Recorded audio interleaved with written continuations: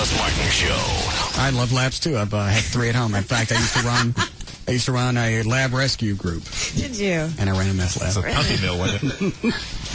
Do you lie like a dog? Nobody is talking to you. Why don't you go kick some cats? Never. I've been to your parties. Oh, A kick cat. Lauren might like cats. Do you like cats? I've had 4. It doesn't show. it'll never work. I'm sorry. I'm sorry, Lauren. It'll never work. Oh, man. You probably want to cut back on that kind of stuff while you're working your jelly here. She likes me. Were you already a listener? Yes. Okay. She already knows the thing. Okay. They're in where my magic lies. Yes. I'm the brazen guy on the air, and then off the air, Yes. I'm the sexual predator. See, that's where the diversity comes in. Works. Balance. Chicks dig that. He actually cleans litter boxes. I've seen him. I do. It was for a crippled cat. Was it really? Was. Oh. A little catty chair. Wow. You hate cats. Huh? You hate cats. Not all of them. Okay. I've decided to embrace cats. They're not just for tennis rackets anymore. You know what was a fabulous story I interrupted you in? Oh, that was there's another lottery scam. People are saying it's an international lottery they won, and all you have to do is send me your banking information. So we can transfer the funds. That's all. I won the lottery. I want to share it with you. And it's apparently the cops in Mesquite are busting some people for it. There's another one floating around. People that are being emailed and told that their bank accounts have been seized. They're being investigated through the Patriot Act, and they need certain information to be able to clear this up. And people are sending everything. Names, addresses, social security numbers, mother's maiden names, and then they're shocked when it turns out to be a scam. Yeah. I sent it to yahoo.com. I had a Yahoo address. Said U.S. government at Yahoo. I've turned into nothing but just a sad little pissy man. I'm not pissy. It bothers me, but I'm going to get over it. I don't understand what's to get over. She's doing this just to bug me. All right, then you let it go. Okay. She's doing it to bug you. You know what her intent is. Right. If she didn't really care, then that could bother you. But she's doing it just to get up underneath your skin. Okay. That's exactly what's going on. And I will do that. And that's the end of that. I will Hawkeye. Thanks, Terry. Quit playing their jingles. Why? What are you doing? Because you're not riding with the Dorsey gang. Yes, I am. No, you're not. Every morning. No, you're not. I am. Flippity Club. Say, Hawkeye. What is it, Perry? Somebody dry off Big Al.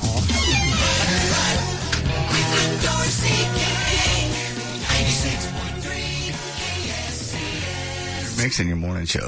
Big Al's on Kiss. Oh. Yes. Promoting everybody else but us. Anybody can promote their own station. Understand. I'm thinking outside the box. You're an anonymous person on the phone. You're just an anonymous black woman on the phone calling and bitching at me. You're calling up and you're right. Please, all these weak-ass women making these weak-ass points about feral. And, I'll point out something else. Black women hold up better than white women. Honey, I don't need you to tell me how well I hold up. I am 39 years old, and I get carded to buy cigarettes. Well, you sound quite ugly, so you must be mulatto. No, I'm not ugly, mulatto. Yes, I bet you are. You probably have some white in you that's ruining your black beauty. Yes, you are. You would have been a black beauty, but now you're an ugly mulatto. I'm sorry. No. Somebody screwed you up with too much cream. They did that? You know how it happened? It's your tired old ratty-ass ancestor snuck into the back and slept with my great-great-grandmother. I didn't ask you mean when she was young, though, right? Yes. Okay. You wouldn't want her, right, Russ? Because you're so cute. Honey, you are so cute. It's not even funny. And that 20-year-old girlfriend you had, you wouldn't have her if you didn't have a radio job. Here's the... What? Sweetie. You've got to Sweetie, slow down. Oh, my God. I cannot believe I forgot what I was going to attack first. First of all, I don't care what you think. I know you don't. So why would you call... Slow down. Why would you call and... Since you know I don't care, why would you call and tell me anything? Because I want everyone else to hear. They don't care what you think. Like I said, you're just an anonymous black woman on the phone that's very, very angry. Right now, you're just incognito, and nobody knows who you are. The Russ Martin Show.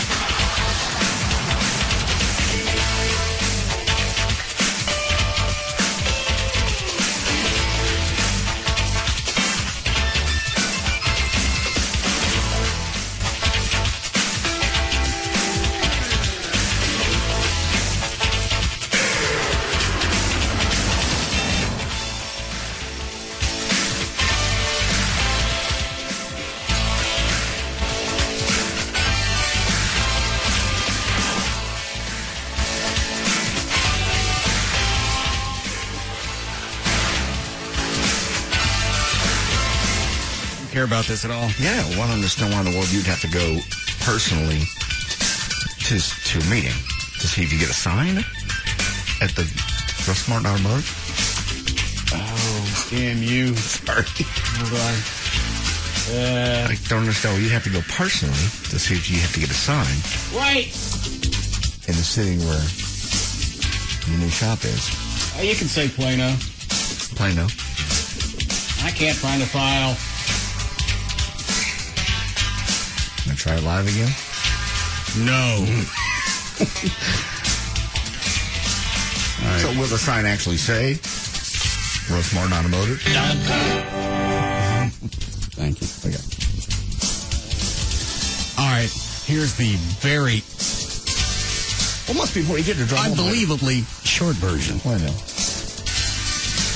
I sent Chuck out yesterday to go get the permits for the signs on the shop. Okay. They tell him, here's what you need to do. Even though it's had signs on it before. Yeah. And all we did with the artwork is I photoshopped the front of the building, put the sign on, and I placed it exactly over the old one. Perfect. So obviously it's got to be in code. So you got to go do this. You got to go measure the front. You got to measure the sign. Give us the percentage. Chuck did whatever it was that they told him to do. Okay. Came back. Now we're dangerously close. He said the pole sign that you have on the street, Okay, how about the street? we've eliminated those. Well, But the pole sign's still there. That's what I was going to say. But It doesn't have a face on either side because the old business yanked them out. other people still have theirs up. Or they did. They're grandfathered in. Now we could do this. We could take the name of the old business and put it on the sign out on the street and still use that because they were grandfathered in. Right. If I put my name on it, we got to cut the pole down. I love this place. Love it. And right now, all you got is a rusty pole sign with the fluorescent tubing showing. Right. They're okay with that. If I put a nice faceplate over both sides, I'm going to get flagged.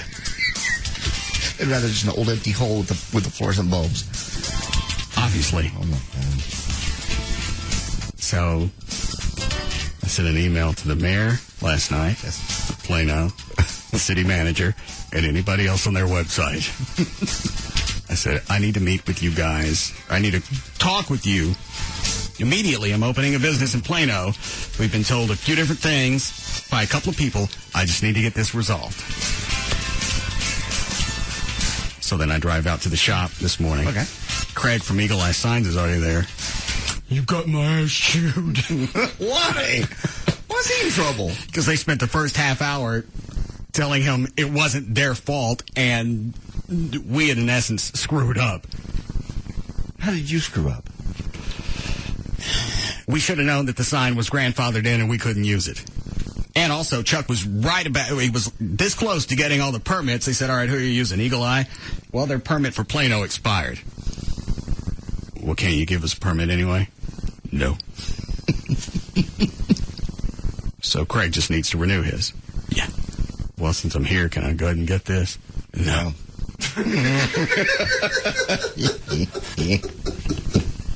But I mean, I'm here. Can I just get this? So Craig from Eagle Eye had to go to the city. They had a conference call with the city manager and a couple of other people. Oh, God. While they were explaining to him, here's what really happened. Well, obviously they were worried about it. They wouldn't be defending themselves. No. They were really going to be, if they wanted to be pissy about it, then go fine. You ain't getting no sign. Well, they could. We've eliminated signs in Plano. Too unsightly. But everybody else has got them, and all you got is bulbs now. Have you eliminated bulbs? I don't know. Anyway, I just got an email from Craig at Eagle Eye. Permits are in the process. Should be ready Monday. Very good. Which means I can't put any signs on the building until then. And I want to open Monday. What I don't get, and I'm sure Trey's got a reason why they won't let me put a face on that pole sign that's out on Coit. Because right now, it's just a see-through sign, ain't nothing on it. Because my guess is they want you to cut it down. I mean, well, they've gone to the monument-type signs You know what I'm talking about? Yeah. The one set on the ground? Mm-hmm. And that's what that one needs to be, even though it's already there. And there are pole signs all around it. All around it. But they don't want me to have one. Unless you're grandfathered in. But the sign's already there. I'm aware. I saw it. And the fact they told us we could take the old name of the business, we could put that on and still be legal. But if it's got my name on it because I'm the new tenant, we're just following the letter of the law, unfortunately. You got caught in the middle of a little switchover. I wonder if there's a way to work around that. Craig brought up a lot of different options. Like you put the former name on the sign, but you put it little bitty so nobody can see it. And you put the rest of mine on there. See, it still has the old company's name on there. There it is. Was that an individual operation or a... It doesn't make any difference. I can't put a sign on that pole. If I do, I got to cut it down and put it on the ground where nobody can see it. I hate this shop. No, you don't. You love it. Once it gets open, it'll be fine. How long I got to be open before I can file 13? File chapter 13. If I can't have signs, Yes, that rail. The one thing that I've learned from marketing is those are good. The signs are good, but people will also find it if they see the sign on the building. I mean, they will. Well, they're coming by the website and everywhere else. Oh, they'll find it. When I drove out to the shop today, you got another few people in the lobby. Daryl's talking to. Guess what Daryl had printed? I want to say some type of picture or headshot. No? Am I along the lines? Yes. What do you have? What do you call those? The things like that. It's like the station has headshots. Headshots. Brett Chip over at Channel 8, they call theirs autograph cards. Yeah, that's what Daryl's got. Wow. Is it actually like a photo of him and then the Russ Martin Automotive logo in the corner? Who would like to see it? I want to see it. Oh, please. All right. Everybody's hands are up. Let's do this one person at a time. All righty. So, JD, you can see first. All right. Dan, turn away. Okay. Where is it? So I've seen a number of these throughout the years. We've had them. Are you ready? Mm-hmm. No, you're not. I am. There you go. All right. I wasn't ready.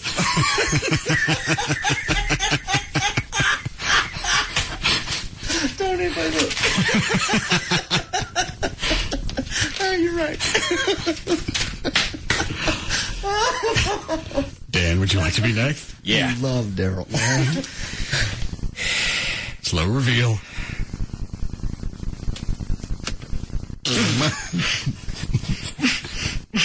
You can see us.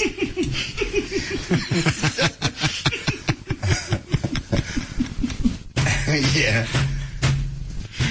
What a douche.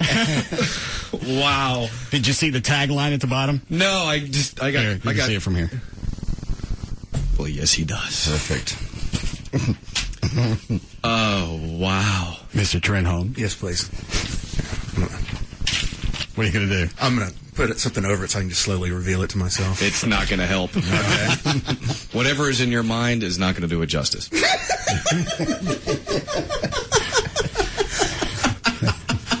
You see what it says at the bottom?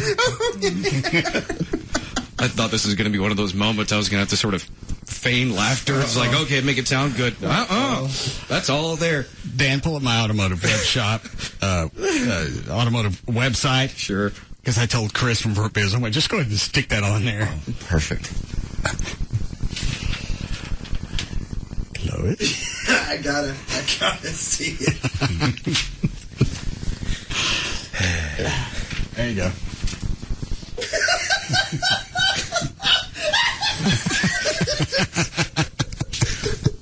Is it gonna be his MySpace default pick?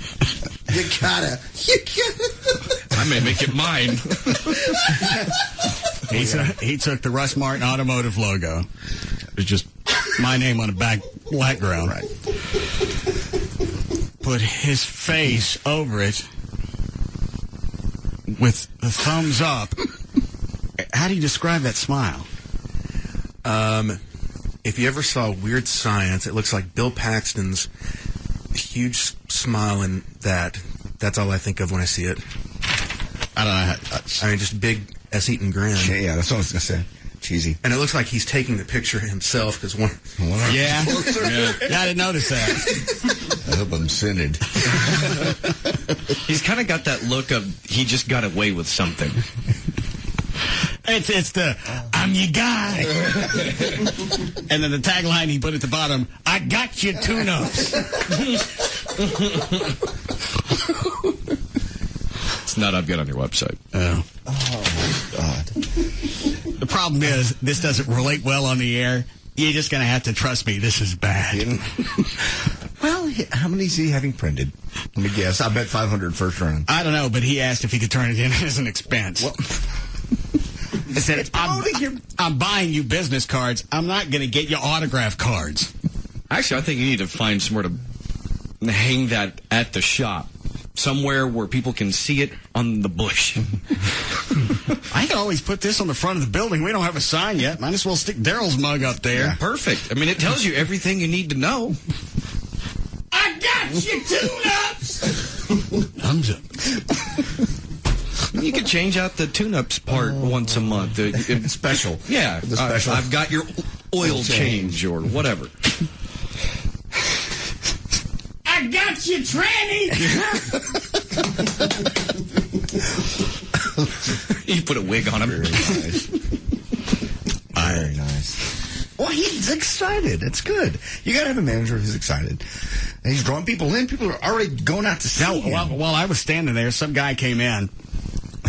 Actually, a couple of people came in. They were just vendors. One guy from like Matco Tools or whatever. Yeah. Other guy comes in. That's who I think it is.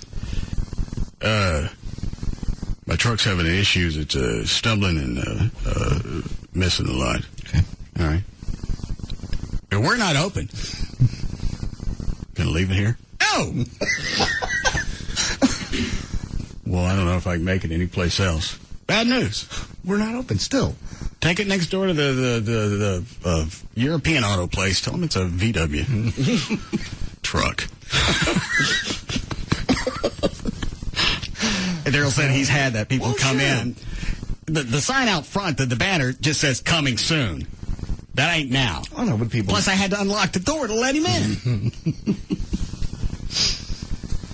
But you'll have plenty so of maybe I don't need signs. Maybe that's just something that's superfluous. No, I think you need signs, too. What? I just once you're up and rolling, cut the pole sign down and put up a mounted sign. I'm not paying for that. That wasn't part of the deal. Part of the lease was I get a sign on the street. They didn't tell me it was one I couldn't keep. You just can't have your name on it. You do get a sign on the street. Yeah. Now, if my logo was just a ratted out sign with fluorescent tube showing, then I got an A. Because that's what's on the street. It actually makes more sense to go back and change my logo to that, so I don't got to pay to change the sign. The fluorescent bulb store. Hey, Craig from Eagle, I tried to explain. I went, don't explain to me. Just tell me, can I keep that sign on the street? No. Even though it's there? Yeah, no. There ain't nothing on it now. Yeah. A hole. And if I put my name on it, we're going to get fined. You wanted simple answers, you're getting them. I probably could have just stuck a sign on there and not told anybody. Nobody would have noticed. Do they actually, well, I'm sure they do, that they have the old image on file of what the sign was? What difference does it make? Hello? Because... Hey! There's a legal... I'm running it through my head. I got it. All right, got it. If the business is out of business everywhere, go by their name and then incorporate and then do DBA as Russ Martin Automotive, and you might be able to get around that. No, they said if it says anything other than what the other business was, that I'm going to get flagged. Oh. That's just hard to believe. That's so ridiculous. The other businesses are still up there. Yeah. Sure. Can you make it more hideous? And I'm not going to mess with it for the time being. It was just, it was, yeah. I just thought it was funny that it took a conference call with the city of Plano of them saying, all right, first of all, this ain't our fault. We didn't do it. Nothing to do with it. Did they say when they changed that ordinance? I don't care. I can't have one. They don't want me to have a sign. Obviously, signs are a premium. I don't see how that would draw business to Plano, but I'm going to give it a bitchin' shot. Versus the bulbs. Well, we've decided those pole signs are an eyesore. Can you look at what's out there now? Can you see it? I'll bring you pictures. It's a rusted outside with bulbs showing. If that's your motif for Plano, then I think you've accomplished it. But you probably want to go out with some bricks and fix the other signs. What is it, Sean? Oh, hey, Russ. Yes, ma'am. Hey, how are you guys are nuts. Hey, instead of a sign, you do a flag. You can hang a flag up off the pole, and you can hang flags off the building. Put your name all over it. In fact, it'll stand out from a sign because it's not a sign, it's a flag. It's in motion. Yeah, but it's going to have a flag pole. Then they're going to say, no, you can't have a flag. Not a sign, it's a flag. You can't just put up a flagpole. You can't even do it at certain houses. I don't have to put up a flag. Thanks, sweetie. I don't have to put up a flagpole. There's a pole already out on the street. And you just hang a flag off of it? Oh, they're going to... No way. They're not going to let you do that. Trey? It's worth a shot, but I think they'll say that that's an advertisement for your business, i.e. a sign. Yeah. Do they want me to fail? Has something happened in the Middle East? No. Because every time I have issues with any type of business, there's some rumbling going on in Iraq, Iran, or somebody like that. There's always rumblings going on over there. Oh. It's not just you. Okay. Well, bring me the bottle. Possibly I can think a way around this. They're just trying to get... I mean, I can see as a city, when you look at what the other new cities are doing... Okay, well, go ahead.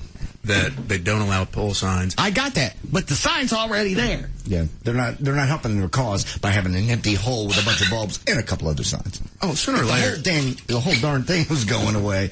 Then I could see it. We're cutting this pole down, you can't have it. Okay, that's all right. But the fact is they already have people already on it, and they're staying there. And I'm going to be paying taxes. I'm going to be giving back to the city of Plano. I may move back to Plano. I'm sure sooner or later you'll get a citation saying it's an eyesore. Cut it down. What, the pole sign? Mm-hmm. It ain't mine. I ain't cutting it down. Or the landlord will get one. I don't care who doesn't. Maybe I'll get lucky and somebody will plow into it. It's right about 217 Coit. It's on the west side. No directions. All right. Do we need a break? All right. What are you looking at, Dan? I'm just trying to search through the City of Plano website, trying to see if I can find any sort of ordinance about business. You know what? Craig from Eagle Eye showed me everything. He had 4 or 5 pages. I went, I don't want to see it. You just come to the final realization you ain't getting no And sign. Chuck showed up for the meeting today. After dealing with whoever he dealt with for 4 hours, he walked in and goes, we got a sign yet? No. Slam. Left. Very nice. To the point. Why did he show up? He could have made that phone call. Yeah. We have a sign. No. See ya. Okay. It definitely drives the point home, though, if he shows up and then immediately leaves. It'll be fine. You'll move past the sign issue. Every day it's been something. Let this thing open. Yeah, yesterday I find out we got no text. Daryl swears to me for months. Oh. We got texts. I got a list of them. I got 2 at the top of the list. Cream of the crop. Then he gives me the heads up yesterday. Best of the best. We need texts. All right, the 2 that you had went where? One of them died. One of them was deported. You almost can't write that. It's like something out of a 70s sitcom. I went, here's what you do. You drop everything else, you get on the stick, and you start interviewing people. Forget everything. Forget electricity. Forget lifts. Forget anything else that you think we need. You get me a couple of texts. I want you to do 2 things. I want you to check their green card and their pulse. Need to have both of those. What happened to his list? I got a list. These are the 2 top ones now. I don't know. I didn't ask. I just told him, this is something I can't help you with. Priority. What do all these people on the phone want? What do they want? I'm talking to you. Try it now. I got so many phone calls coming in. I'm just so busy. What do they want? They want to talk to you. They got ways for you to get your sign. It's the Lee Show. I got your sign! What is it, David? Yeah, get another shop truck with a billboard sign in the back and back it out every morning and pull it back in the shop every night. I can do that. That's not a bad idea, actually. Because the entire parking lot goes all the way up to Coit. Just get an old van and paint the sign on the side of it. I've seen people do that before. That's not a bad idea. Gavin. Yeah. Send me one of the vans in the back parking lot. You got the big white one you don't do anything with. Well, we have... Yeah, that's true, but how much do they want? Huh? What do they want to sell it for? Who? What? Are you paying attention to what we're doing? Yeah. All right, what am I talking about? You're talking about... So you said somebody wants the van from outside. No, that's not what I said. Oh, what did you say then? Sorry. I said, sell me one of them. How much? They don't run. You're not really good spot to negotiate. In fact, if you don't sell it to me, I'm going to call the city and tell them it's trash. No, you can't do that. It's on our property. That doesn't make any difference. You got in Dallas, you got to have running vehicles. They just can't sit in a lot not running. Then, Chloe, get your vehicles out of here. Chloe's vehicle runs, it just don't stop. He has no brakes. Is it an actual ordinance? Vehicles have to be running. Yeah. Yeah. I can get a price for you. I don't want to pay anything for it. Well, that doesn't make any sense. That's You don't do anything with it. You got 3 vehicles in the back with free FM on it that haven't moved. You also got 2 Jack vehicles in the back that haven't moved in probably 8 months. We do use that stuff. Those vehicles haven't moved because they got, unless you pull the weeds out during the day and then stick them back at night, they got weeds growing around them. Some of them, yes, I agree with you. Yeah, well, give me one of them. What's the price for it? You don't do anything with it. What? The only one that's back there is not being used is an SUV. Kevin, there are 4 or 5 vehicles back there that never move. And there's that one white van that isn't even wrapped anymore. You give me one of those vehicles, or I'm not going to let the Stars win again. Don't insult me like that. Don't anger him, Gavin. How'd the game go last night? This is why we went up 3-0 because... So you could lose one.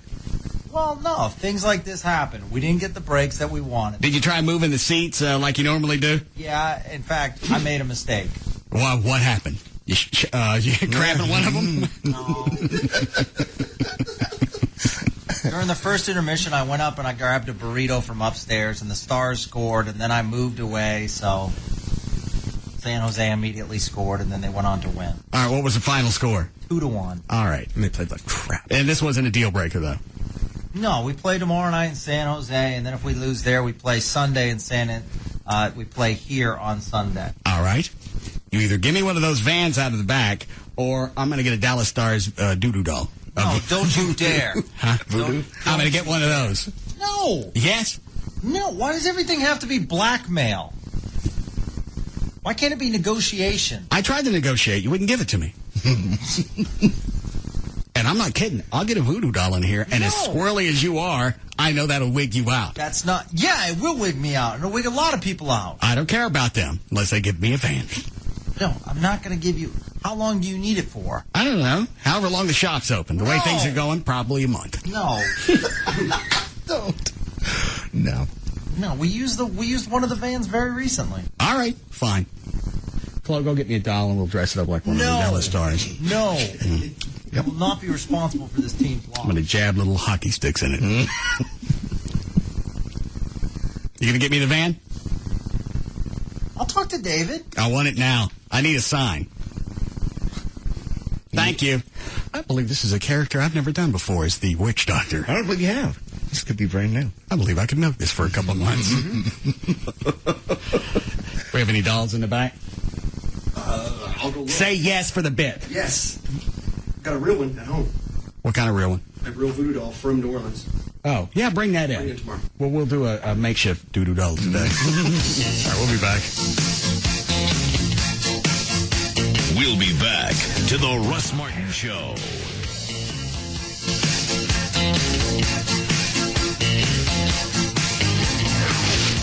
Lee, those are people on hold there at the shop ready to mow the sign down. God, I knew that would happen. Tell them that was... Yeah, tell them now. Will do, boss. Well, I got that done. What's next? Everybody, bad news for Discount Tire next door.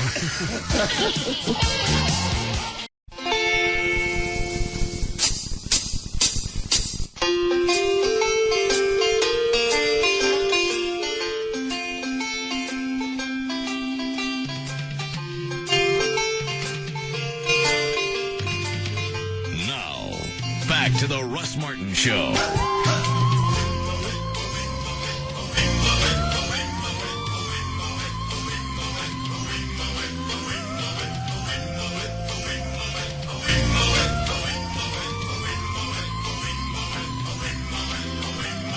I think it's Mark Davis just doesn't want us to have audio when we ask for it, and he says, man, I don't know who to ask at the station. If it was for somebody in syndication or something he wanted personally, I'm sure he'd get it. It's his show. Hasn't he given us audio clips of his show before, or we always have to either go pull it off his podcast or... I think we always get it off his podcast. Yeah. Is that where you got it? Yes. So I asked, I called Trey, said, call Mark, see if we can get the phone call that he had, what is today, Thursday? Tuesday at a little bit before 10. Okay. Man, I don't have enough favors that I can call people at the station. They got no reason to help me. Good Lord. He's got producers. He's got assistant producers. He's got a whole staff of people. And if I had to, I know how to go back and pull my own audio. How is it that he just doesn't want us to have it? That may be too. But a lot of people are not as not as much into the production value of a show as you are. A lot of people tell people... What did you just say? They're not as into the production value. I'm talking about you know how to pull audio, you know how to mix audio, you know how to do it. Remember Moby? But you're not talking about the presentation of the show. Don't be silly. All right, go ahead. What about Moby? That guy didn't know how to put a song or jingle or any kind of audio, even on this is in the old days, on a cart. As simple as that was. That was pushing two buttons and pushing play. And yeah, I used to have to put stuff on a cart for him. He goes, can you put this on a cart? He knew how. No, he did not know how. He said he did not know how. He didn't want to do it. He didn't know anything in the production room. Nothing. And you go through that era where you're the star and you don't have to do production. You and I came up through the ranks where you do production, you do news, I'm sure clean the vans. Moby had some gig before he was at the Eagle. Then he'd have no reason to lie. Just go, hey, would you do this? I know how to do it. So he wouldn't have to do it. I guess. He swore he didn't even know how to record audio to a cart. He ran his own board for his show. Well, that's buttons and slider. Okay. Volume. Same thing with recording audio to a cart, mini disc, or a CD now. It's mash two buttons. You sync them up. That's easy to say, but some people just don't. Some people don't ever have to do it, so they don't. Anyway, my point is Mark Davis don't want us to have it. Well, I don't know why. That I don't It promotes his... hang on, there's Gail. I'm sorry, Gail. That's okay. Hi. What do you got? I've got Bob's Steak and Chop House. And in Irving, a vehicle broke down on southbound Loop 12, Walton Walker, just before 183. It's off to the right shoulder. On 75 southbound before Lover's Lane, the two right lanes are blocked, and that wreck has you backed up to around Royal Lane. In Garland, a crash on Shiloh at Beltline. And in Denton County on 377 at Roanoke Road, there's a wreck. I'm Gail Lightfoot on the Russ Martin Show. Thanks, Gail. Storms coming in for late tonight, maybe tomorrow, 67 for the low, only 80 tomorrow for the high. We're at 82 degrees currently in Plano over Russ Martin Automotive. Thank you. Sure. Since I can't have a sign, I'm going to have to depend on radio, which means I'm... Now, why would Mark not want you to have audio for a show? That makes absolutely no sense. Obviously, if I want it, he thinks that I'm going to make sport of it. Well, no, because he knows it's available. I can download his podcast and chop him up anyway. I truly believe this. I don't think he knows how to work with his audio. I don't think he records it. I mean, because well, that doesn't make any sense. That he said, I can't walk into production and ask them to pull a clip from the show. I don't carry enough weight at BAP. Well, that's not what. If you've really been there since 1994 and you've been number one, you could really walk into anybody's office, cop a squat on their desk, and ask for audio, and tell them if it ain't back in 3 minutes, I got another squat waiting for you. Most people don't operate that way in this business. You know that. You're about the only person I know that can actually literally cop a squat somewhere and not get fired. Ever. Well, hold on, let me think. Maybe Chapman might have been able to in those days. Yeah, I think Chapman, yeah. But it was a different mentality then. Okay. Anyway, we have the audio. Okay. Love to hear it. And it didn't come from Mark. No, it didn't come from Mark Davis. It came from one of the guys at KSCS. He said, luckily, the KSCS and the WBAP audio banks are stations use the same audio banks. Here's your clip. Love it. My, this is easy. And the program director for BAP called Gavin this morning. Hey, did you get the clip? I'm sorry, I didn't return your call on time. Now we got it. And now the build-up, the clip's not really worth hearing. It was just some redneck that called Mark, and he didn't...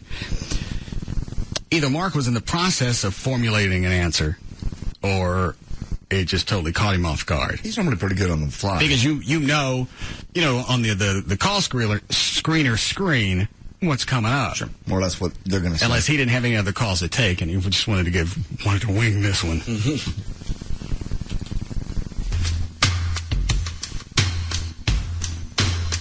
Coming out of a break. 56-214-787-1820, 1-800-288-WBAP, pound 820. Free call on the Verizon Wireless. We're in Pleasant Grove. That's the smooth, sexy Mark Davis program. 956.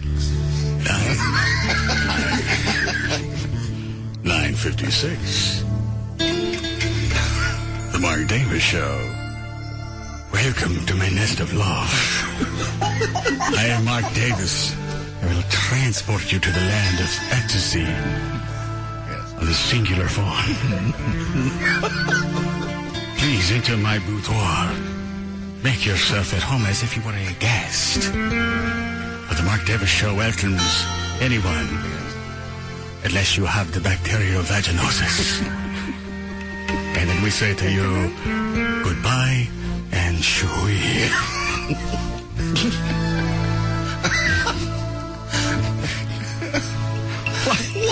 Well, he was trying to match his tempo to the music that was in front of him. I can tell as a new listener you have not shaved your clam. What? How do you know? I do not care for that. I think the little furry bush of love. Your little love gerbil. No. That's what I called to talk about, really. Talked about Sometimes I like to, as the listener, pull down your pantaloons and lick your love gerbil.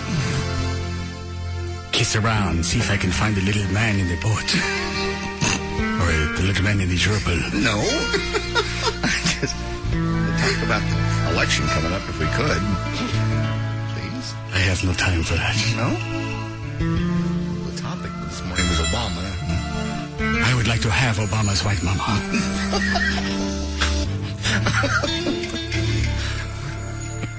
I'll hit the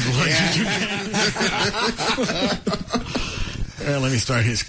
just pick it up where I left off. So it's Gary, Mark Davis. You're on W288 WBAP, pound 820. Free call on the Verizon Wireless. We're in Pleasant Grove. Gary, Mark Davis. You're on WBAP. How you doing? How you doing, Mark? I'm good.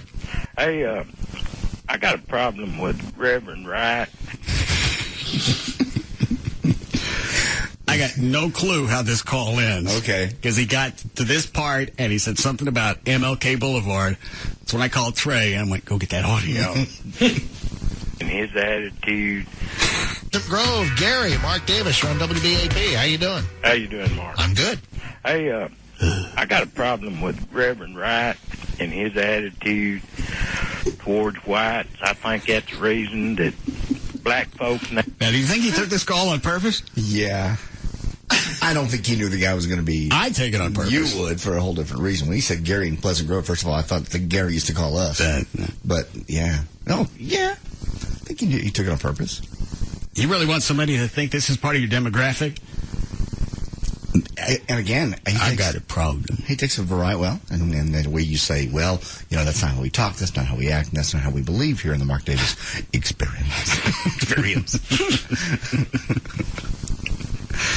Sometimes on the Mark Davis experience, we do the gopher dance.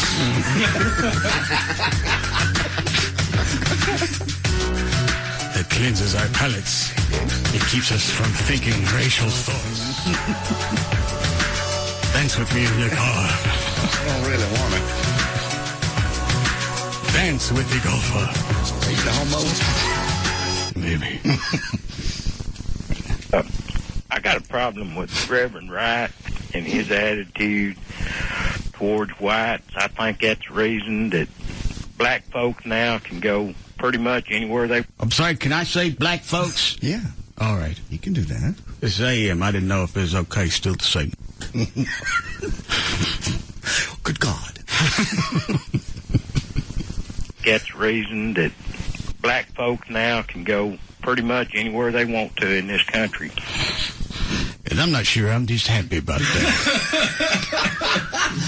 What's he saying? They used not to be able to go anywhere they wanted to? No, he's it'll make sense as you hear the rest of the sentence. There's one outside. Thank God he's still out there. Man, how did that happen? Used to, you knew there was zones. There's free zones. But now, they can go anywhere. I got a problem with Reverend Wright and his attitude towards whites. I think that's the reason that black folks now can go pretty much anywhere they want to in this country. Maybe I was wrong. Yeah. Is that Mark? I don't know if you can hear it like I can. He just does like an inhale, like almost like he's wincing, afraid of what this guy's going to say. Again, he knows what the topic is by the computer screen from the call screener. Yeah, but once you hear the guy's voice, no matter what he's going to say, you have to hear it. And what's funny, in the beginning, the guy doesn't sound like a redneck. No. He just kind of, it's like, works his way into it. Right. Just for the beginning, so he could get on the air. I'll strike a pose. CBAP, pound 820. That's very beginning. Free call on the Verizon Wireless. We're in Pleasant Grove. Gary, Mark Davis, you're on WBAP. How you doing? How you doing, Mark? I'm good. See? Mm-hmm. Sounds okay. Sounds very safe at this point. Go any direction. Hey, I got a problem with Reverend Wright and his attitude towards whites. I think that's the reason that black folks now can go pretty much anywhere they want to in this country. But I'll guarantee you... Yeah, I did hear it that time. Yeah, that wincing inhale. Oh, boy. Oh, goodness. That a white man try to walk down 2nd Avenue right here in Dallas, and he won't make it. I bet that went on the screen. Colors screen. Oh, wow. Back that up. Man, I must have missed some kind of advertisement on TV where the blacks was free to move about the country and such like that. There it is. Shouldn't we have some type of bulletin? Shows how Jay's going to have a massive coronary right now. Free call on the Verizon Wireless. We're in Pleasant Grove. Gary, Mark Davis, you're on WBAP. How you doing? How you doing, Mark? I'm good.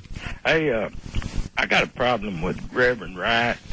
And possibly because Mark was taking a call from Pleasant Grove, he thought might be a black guy. Oh, Reverend Wright, black guy. He can say whatever he chooses. Yeah, that makes sense. And I think Mark found a honky in the haystack. Wasn't prepared, you can tell. Yeah. Takes a lot to throw him. We're in Pleasant Grove. Gary, Mark Davis, you're on WBAP. How you doing? How you doing, Mark? I'm good. Hey, I got a problem with Reverend Wright and his attitude towards whites. I think that's the reason that black folks now can go pretty much anywhere they want to in this country. Uppity black people. Uppity. I'd still like to know what he meant. What do you mean? Stop you right there. What do you mean, sir? They can go anywhere they want to. They've been able to move around for quite a while, sir. I think what he's saying is they can go anywhere in the country and not really worry about their safety. Okay. And then he split it up into two different thoughts. Black people can go anywhere they want to now. I'll be damned. But, and then he goes on and explains about walking down 2nd Avenue. But I'll guarantee you let a white man try to walk down 2nd Avenue right here in Dallas, and he won't make it.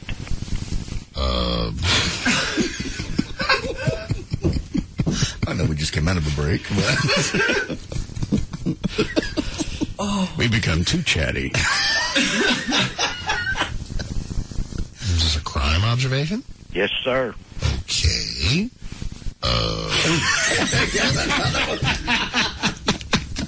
He has no idea where to go with this. That may be the first time in Mark's life he's at a loss for words. All you had to do was go back and sidetrack the guy. What's your issue with black people being able to go any places they want in the country? They're safe anywhere, and we're not. Well, not anybody is safe everywhere. This guy apparently feels the black people are. I'm not going to give you that soundbite. Man, you walk down to 2nd Avenue and I guarantee you ain't going to make it to the next driveway. Man, and you forget about keeping your battery. That might be gone. Die hard, gone. Hey, I got a problem with Reverend Wright and his attitude towards whites. I think that's the reason that black folks now can go pretty much anywhere they want to in this country. All right, I got what he's saying now. What? I really should have caught this the first time. People like Reverend Wright, who are furthering the entire the theology of slavery, hatred towards the white people. Okay. That's creating even more hatred. Maybe for blacks who had gotten past that and said, all right, this white guy didn't have anything to do with me or my family's past. Okay. But people like Reverend Wright, who want to keep dredging that up, possibly you're going to piss off the black youth, and now they're going to take action. That's what Reddy's saying. Okay, all right. Well, I'm sure Mark gets a hold of it here in just a moment and straightens him out. Have you listened to all this, Trey? I couldn't get through. Whites, I think that's the reason that black folks now can go pretty much anywhere they want to in this country. But I'll guarantee you let a white man try to walk down 2nd Avenue right here in Dallas, and he won't make it. Ooh. Is this a crime observation? Yes, sir. Okay. I don't even know if I should play the rest of the clip. I'm not sure. He'll recover. Let me see how he spends it. We doing okay, Cliff? 3. Yeah. The lesson of which is what? Well, if it wasn't for people like Reverend Wright, yeah, teaching their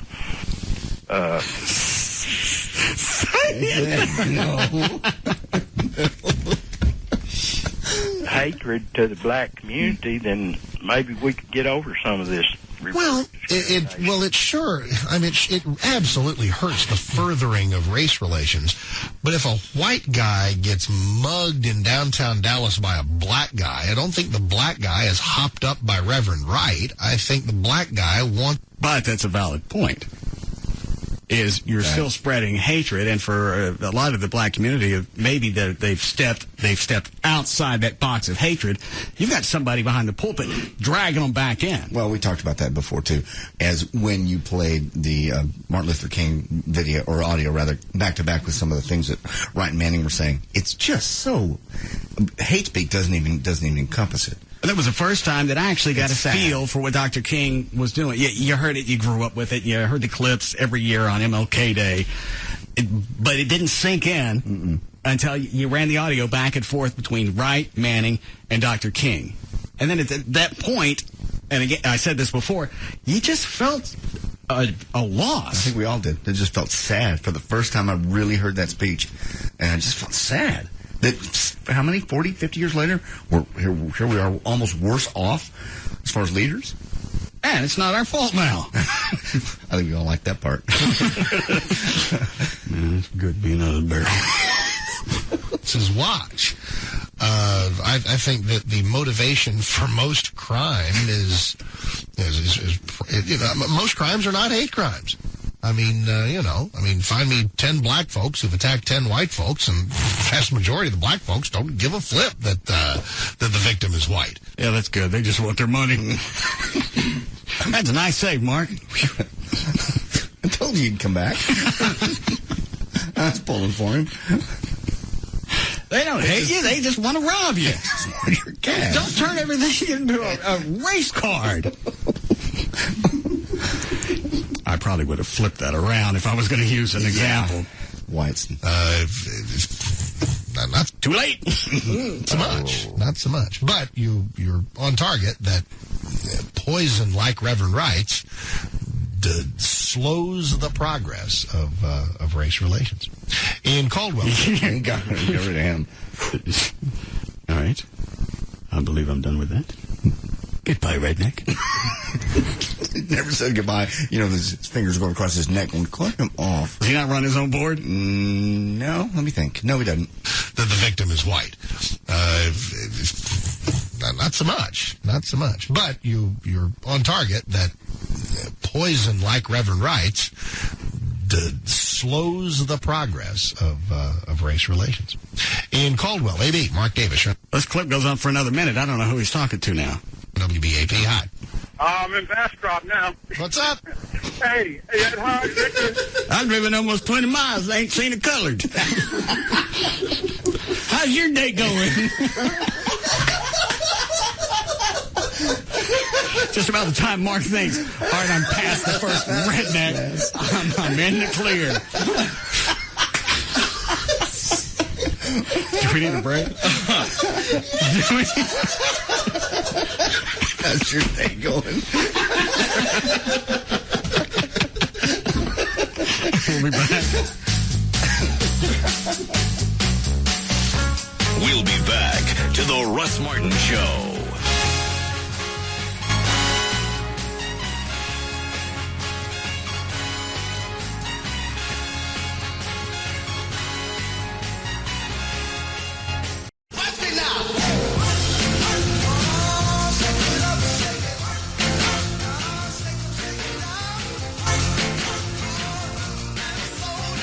Now, back to the Russ Martin Show.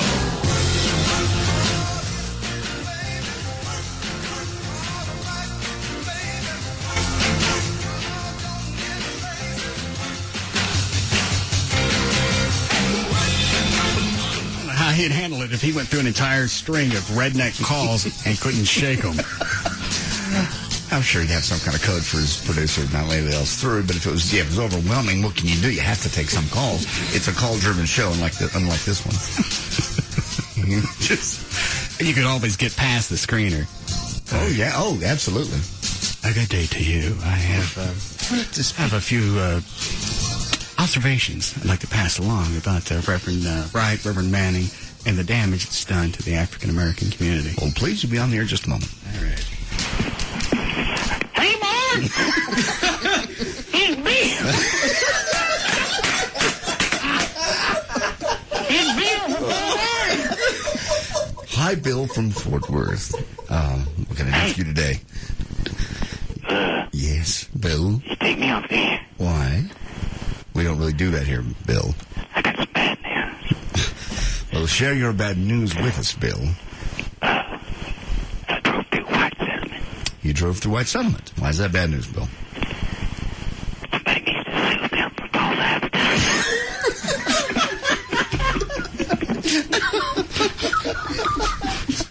We appear to have lost Bill. Say it again.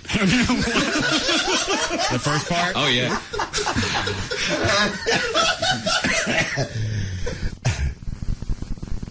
Mark Davis Show, you're on WBAP. Go ahead.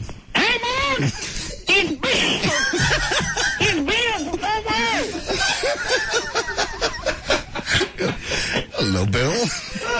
Welcome to the Mark Davis Show. Man, I've been driving for almost 35 minutes. Right. Ain't seen one black man yet.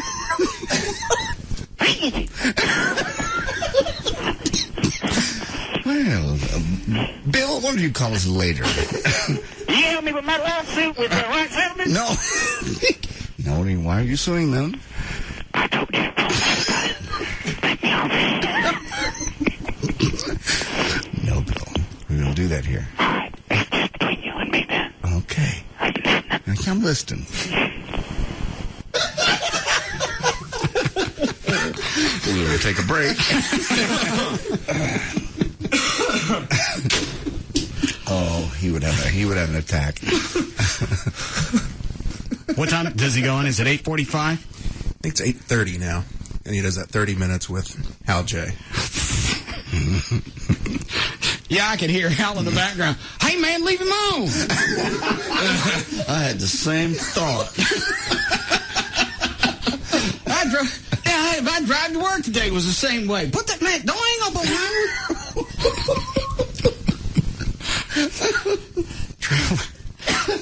Oh, here's what I was thinking. There are enough of us on the show that we can line up all his phones. Oh, yeah. Yeah. And just all be ready. But we got to hit him at a certain time, so he's got to go from caller to caller to caller, and it's all us. Okay. We'll discuss this off the air. Good call. All right.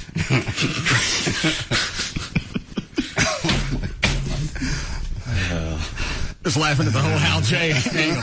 Hey, man, why'd you cut him off? I got somebody on that had an opinion. Man, that guy and I could have talked for half an hour. There's plenty of places I've driven and went, not a one. Obviously, I was in some NFP. No. No, that ain't right. Yes, it can be. NFZ. Okay, all right. I was thinking territory, but go ahead. You're like RFD? I understand. Yes.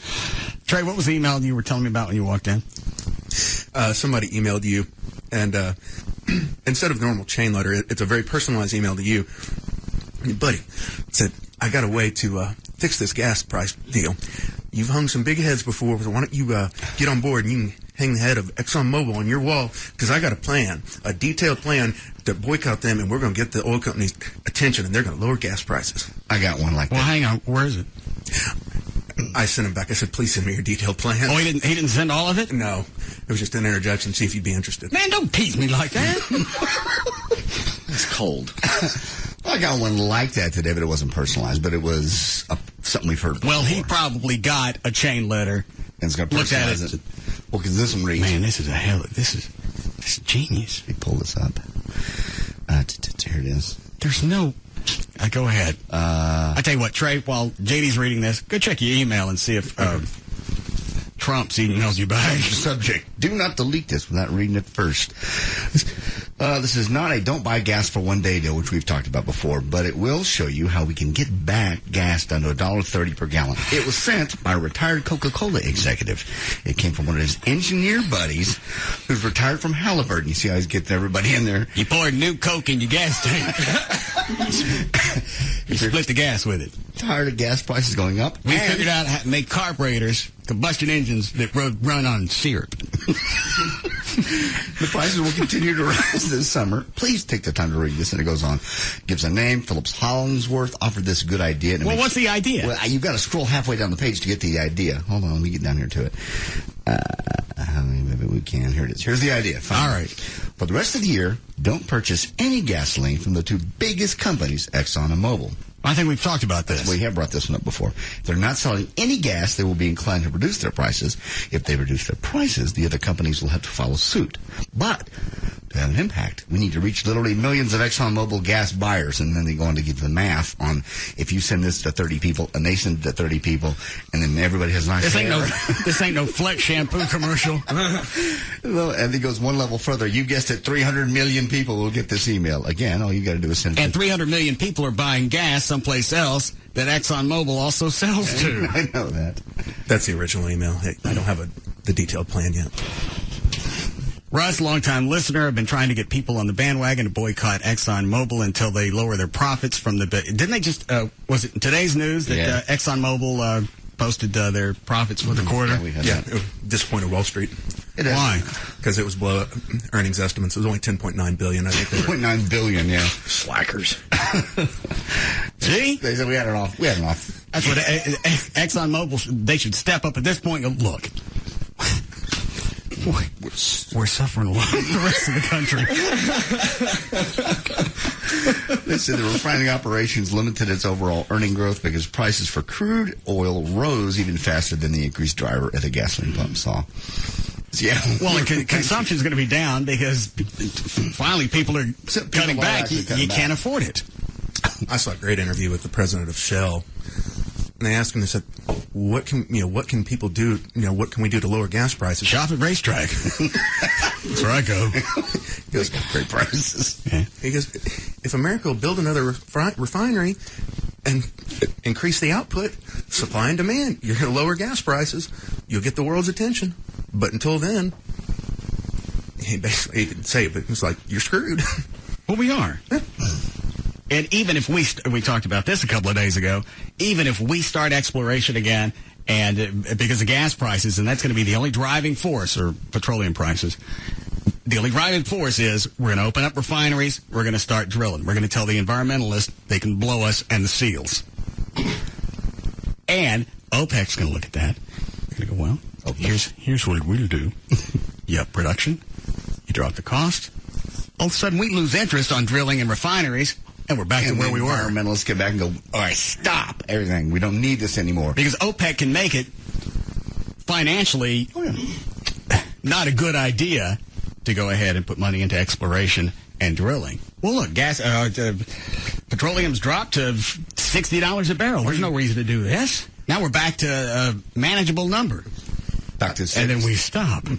I saw a counterpoint on this that was interesting, which said, unlike in previous years, you now have China and India that are consuming and sucking up so much oil that OPEC could up production, and prices would still remain high because they're going to buy all they can.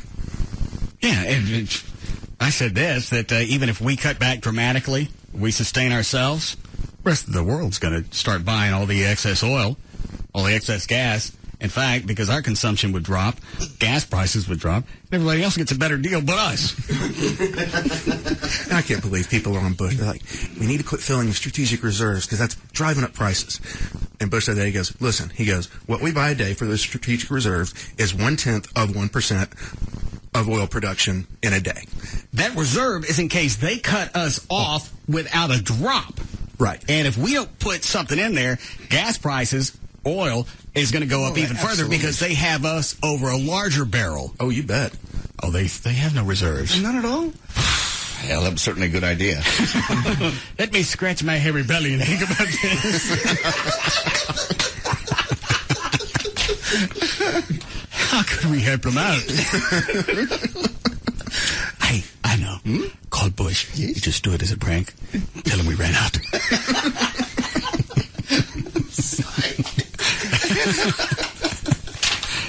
Psych you, white mama. All right, I've been trying to get people on the bandwagon to boycott ExxonMobil until they lower their profits from the billions down to just millions. Millions is still not a bad profit.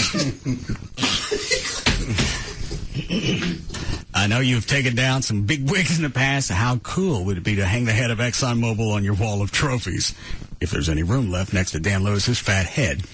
What do you say? It's a worthy cause, and you've got the power to make it happen. I guarantee you could make a difference. Once the ball gets rolling, all the oil companies would take note and do the right thing and lower prices. I have a detailed plan. If you want some ideas, I'm sure you can handle it. Look at his email address. Is it some kind of SATCOM company? Yeah. Check your email during your break. Oh, I will. Because I'm about ready. Take them on. Punch them in their big oily push.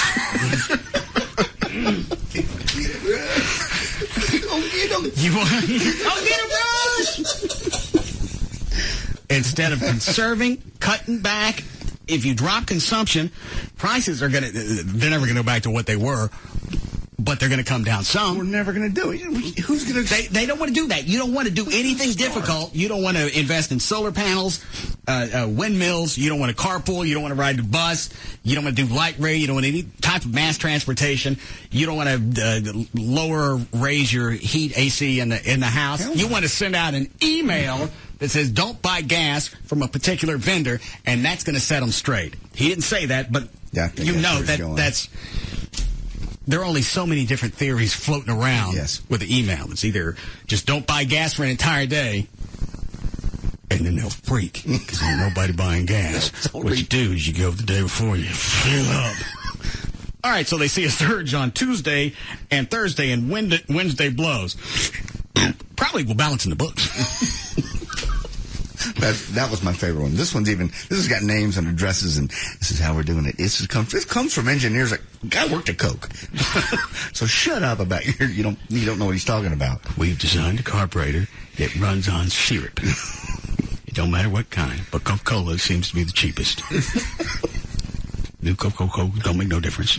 Just don't get the non-caffeinated. I like the part in that one. Lowered their profit from billions to millions, because millions is still okay. That's okay. Millions is good. I asked my buddy. He told me. Here at the Satcom company, I said, Billy Ray, millions all right. Millions is good. I don't know why they think boycott's not going to do any good, because you're only going to be able to last so long, and then you got to go fill up again. We're going to use the same amount of gas. We ready for news? We have time, Flo? 5 minutes. All right. Trey, go check your email. You're excited about this, aren't you? You know what? This could be a theory we haven't heard yet. And obviously he's big. Who is? ExxonMobil. You know they're shaking in their offices. Russ is about to kick this plan. Holy hell! Call your realtor. Maybe it's something we haven't heard of yet, because he's being very secretive. Right. Yeah, he didn't send the plan right away. Put that out on the internet. I've got the Coke version, or the one that JD got. I've got that on Snopes if you want. All right, let me hear that one. Well, the claim, participating in a boycott of selected oil companies will lower gasoline prices. That status would be, of course, false. In addition to that, this was actually collected on the internet back in 2006. You already heard the setup on it and everything, but what they said was Snopes checked with a economics expert, and he says any boycott of quote-unquote bad guy gasoline in favor of somebody else's gasoline would have some unintended results. He says the law of supply and demand set in stone. To meet the sudden demand, the good guys, the people that you would be buying the gas from instead of ExxonMobil, would have to buy gasoline wholesale from ExxonMobil. Who would probably mark it up. Yeah, who are suddenly stuck with, So motorists would end up paying more for it because they'd be buying it at fewer stations. And yes, oil companies do buy and sell from one another. Mike Wright of AAA from Missouri says if a company has a station that can be served more economically by a competitor's refinery, they'll do that. Yeah. Is this it? It's very disappointing. Oh. But this is the actual plan? It's the response. Yeah. Okay. All right, maybe it's not all that detailed. I think a date needs to be set to start the boycott. A benchmark for results needs to be set, such as Exxon profits get down to $20 million instead of the current $20 billion. Okay, it wasn't that detailed.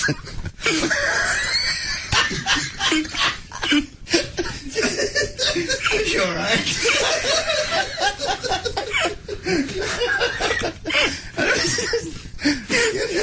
Give him a towel.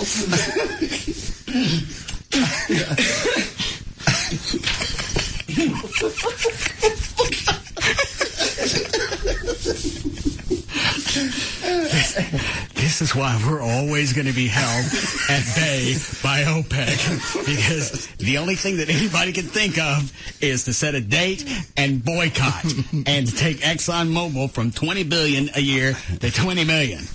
I'll teach them. Oh, God. Then they won't be able to afford their own gas.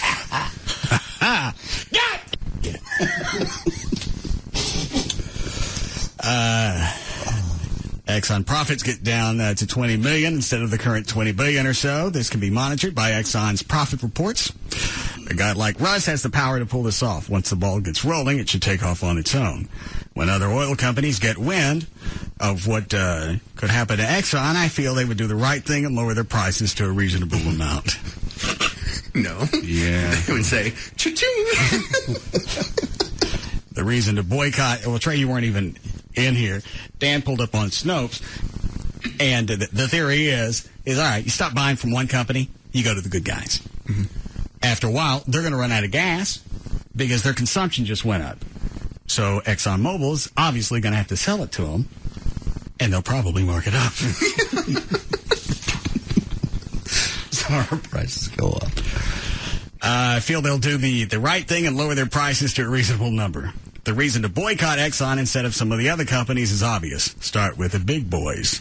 Let's face it, we're still going to buy gas, so we can't boycott all oil companies. If this doesn't work, well, we tried. The Boston Tea Party got our across the point, didn't it? What? Did I not read that right? Oh, you read it right. So here's what we do. Okay. We sneak down to ExxonMobil. All right. We take all their oil and we chunk in the Trinity. And then stand back and watch them prices fall like at Walmart. Great big South Dallas oil party. We're the new Patriots.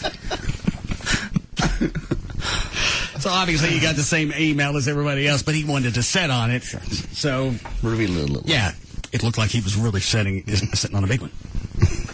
Yeah, that's what you're doing. I hope I have nothing satellite related with that company. I'm here to fix your service. I'd have been here sooner, but there was nothing but Exxons on the way over.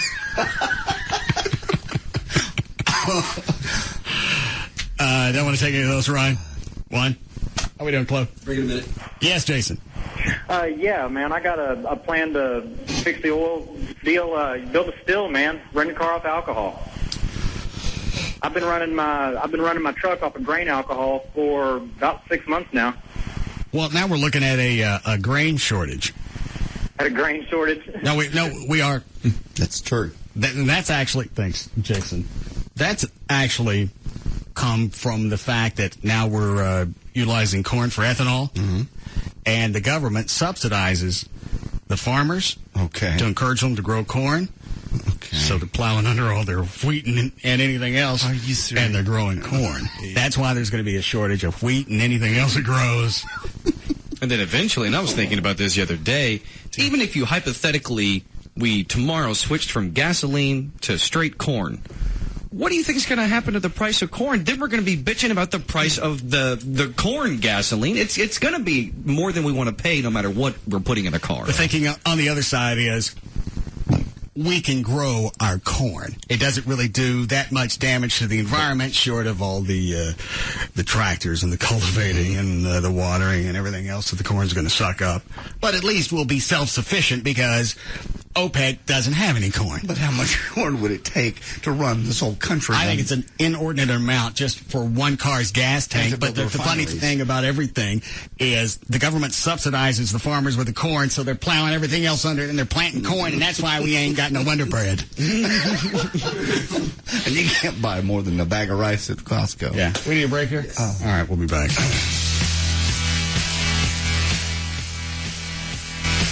We'll be back to the Russ Martin Show.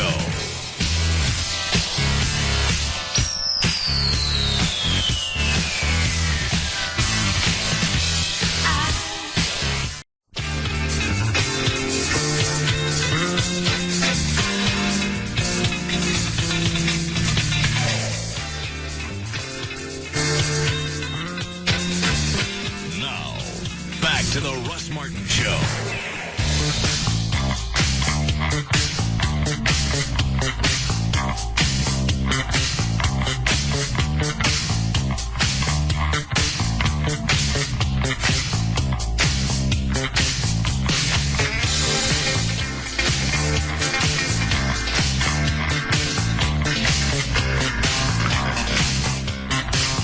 Hi, Gail. Hi there, Russ. What you got? Reliance Energy.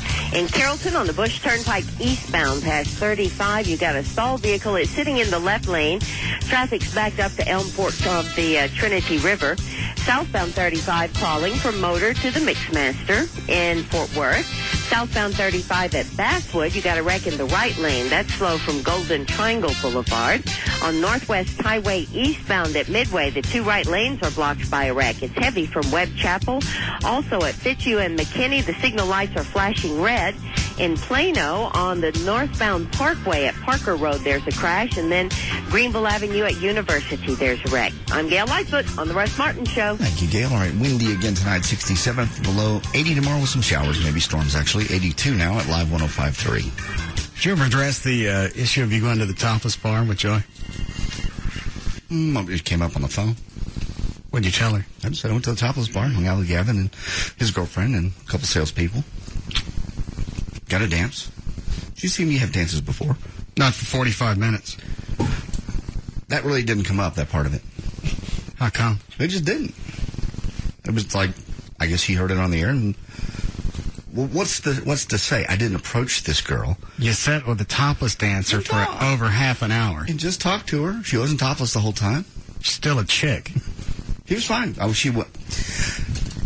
She was fine, but for the reason I went there wasn't just to go out to a topless bar by myself and hang out. That would have made her suspicious. The fact that I went there to really see Gavin and support the radio station. But you didn't hang out with Gavin. I did for the better part of an hour. Gavin said you vanished. After I talked to Gavin, I talked to a couple other guys and sponsors and people. And then this dancer pulled me aside for the last 45 minutes. And how would it play if she went to La Bear and went and talked with one of their dork dancers for half an hour? She's been there.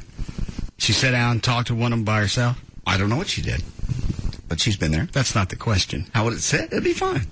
If she was going there for her work and her friends were going to her bachelorette party. She goes and she sits in a corner nobody else can see with one of the dork dancers. Yeah. At La Bear, you're going to have no issue. No issue. I trust her, really. I do. I mean, I'd like to say that... For the same reason you wouldn't let her go to Mexico. That's different. That's a different country. That was for her health and her security and her safety. I'm missing that one. Because it's not a place that they were going to drive. It's not a place that two women need to drive. Women go to Mexico all the time. It's different when you go with like an MLT vacation versus driving across a desert, wherever the hell we're driving to. So you reward her by taking her to... We went to North Carolina, where my sister has a beautiful home on a beautiful beach in the Outer Banks. It is, regardless of what you think, one of the most beautiful beaches in North America. Ooh. Shut up, Chloe. It is. Discovery Channel has said so. No questioning whatsoever. If she comes back, she doesn't tell you. You find out she sat with one of the crank dancers at La Bear just talking about life back in the corner. I would think she would tell me. You didn't tell her about the teat dancer? We hadn't had a chance to talk yet because she came in late Sunday night, and my Monday morning's busy, with the show, and she was already at work by 8 o'clock. You banged that chick. No, please. No. You know me better than that. No, I don't. Yes, you do. I was in the club the whole time. The girl's working. Yeah, you're right. I laid around on the table. Certainly no way to get a BJ in one of them topless bars. I don't know about that. I'm sure there are ways. I'm quite sure there are. Yeah. I had no interest. Why'd you give her $40? Because she was there working, and we were just talking, and I was taking up her time. And so you wanted her to stay? No, I gave her the money after it was all over, after I was leaving. But you wanted her to stay for the visit? She was nice to talk to. She was very interesting. She'd been to a couple of places I'd been, like Jamaica, with her husband. She'd been to hedonism, too. I told her the hedonism story when you and I went there. What's her face, Dan? The dancer has a husband? Mm-hmm. I told you that. I thought you said she had a boyfriend. Boyfriend, well, okay. They were... But I like the way you threw husband out. Well, she's obviously married. And topless dancers, fidelity is actually, it's part of their code of ethics. It's in the manual. Well, when you're in the bar, there's nothing going to happen there. I have no way to contact her. I had no interest. You don't think her. The buy squads go out to all the different topless bars for a reason. It's because something's going on in there. And there's not all of them, but just enough. Especially at place where you can go, wherever it is, where you can go and get you a BJ for $2. I have no idea what that is. I have no interest. I have no interest in touching anybody. She called in. And she also said you asked for her phone number. And that's a lie. You know. So everything else she told me was truthful. She also lied about the money. I didn't give her 60. Well, she did that just to be kind, saying that you gave her, you asked for the phone number. That's not being kind. That's being truthful. That's not being. What would I do with the phone number for a dancer? You think I haven't gone through my dancer phase? Well, you've got the perfect. You can say that, and you can leave, and maybe you didn't ask for a number because there's certainly no way she can track you down. Who? Oh, the girl. She could if she chose. I didn't know. To be honest, well, that's not even the point. He said she asked for the phone number. I didn't, though. I'm telling you. You believe me or do you believe a dancer? Where do your loyalties lie? Dear God. You know me 30 years.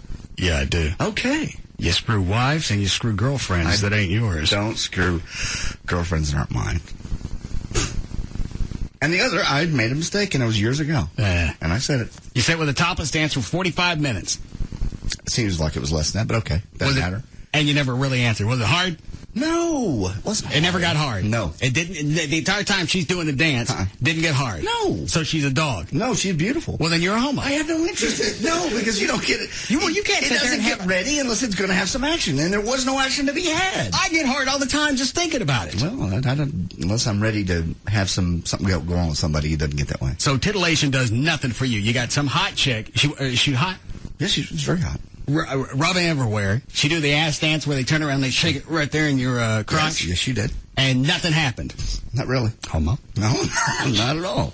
I just wasn't going to. There's only a couple ways to go with this. Either it was hard, you don't want to admit, or you're a homo. No, I'm not a homo. Just because I didn't get hard with some girl. I don't know her. There's no connection.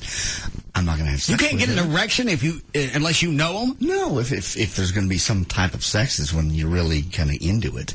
But there wasn't going to be any. And in fact, I was embarrassed, to be honest.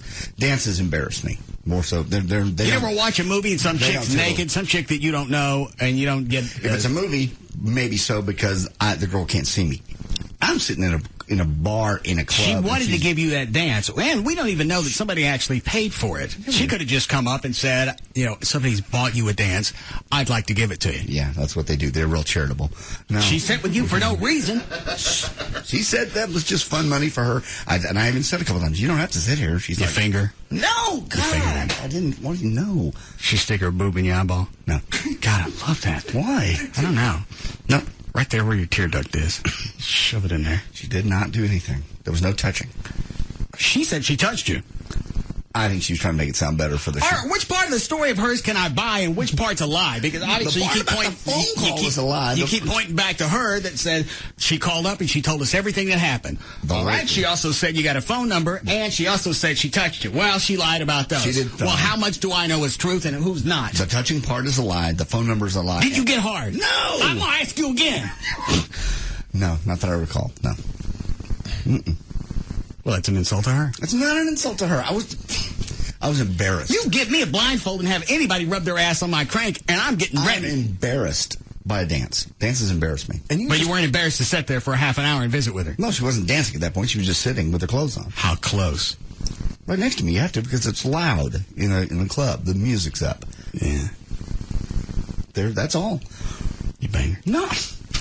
Yeah, right there in the middle of the club. I just laid her on the table. No, of course not. Well, not everybody's got to be that blatant about it. Absolutely. Positive. A lot of times they'll sit in your lap, right? Oh, yeah. All you got to do is just cut a hole in your pantaloons. No, I didn't bring my... And then she looks like she's just excited to the music. Glory pants. Thank you, Dan. That's a great idea. And Joy had no questions. Other than what we've said. You're leaving something out. You're a liar. I swear to God, I'm not.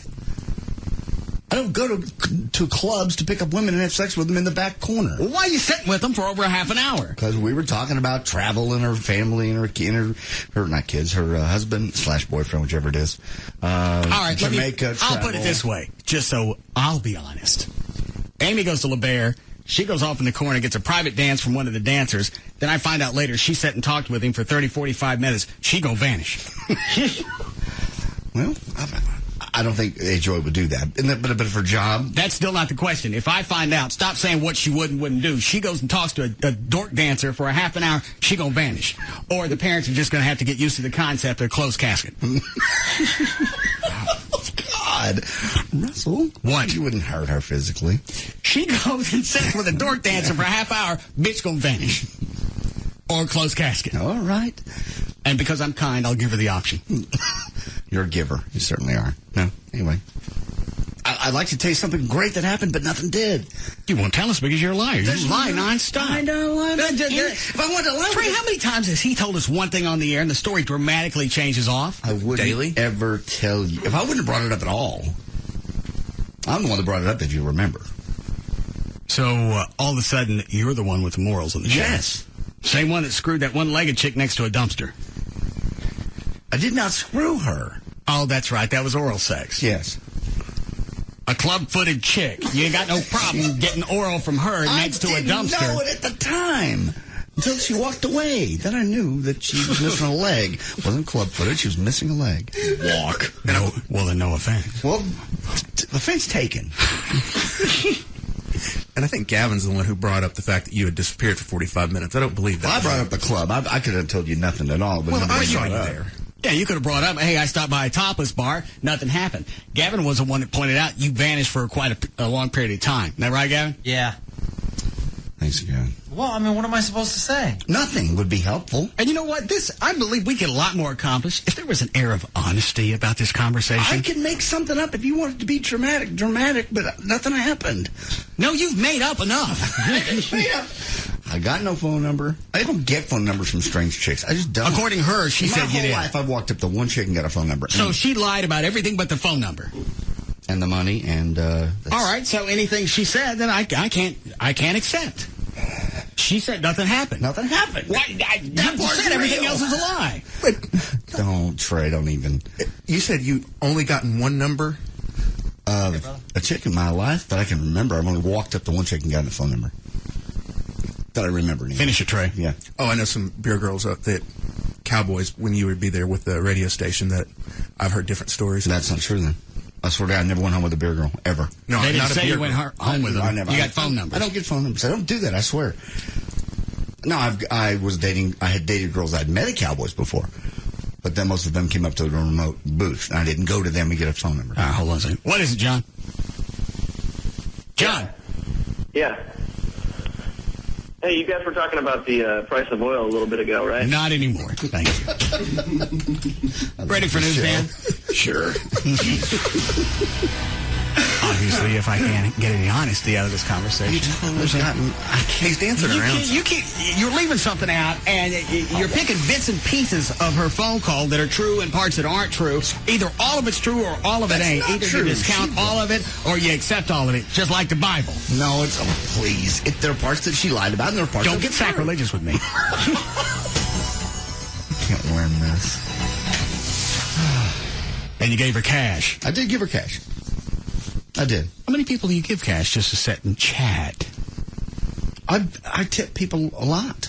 Just to sit and visit. Well, she's there, and her time is what people buy, but I didn't give her money as she sat at the table. It wasn't like I was feeding a slot machine. But you gave it to her. You gave it to her afterwards. As I was leaving, yeah. Well, that's normally when you pay, just like a meal. As she was leaving, I said, "You know what? You've sat here for a while. Here's some money. Have a good night." And you denied that at first. Yeah, you're right. Why is that?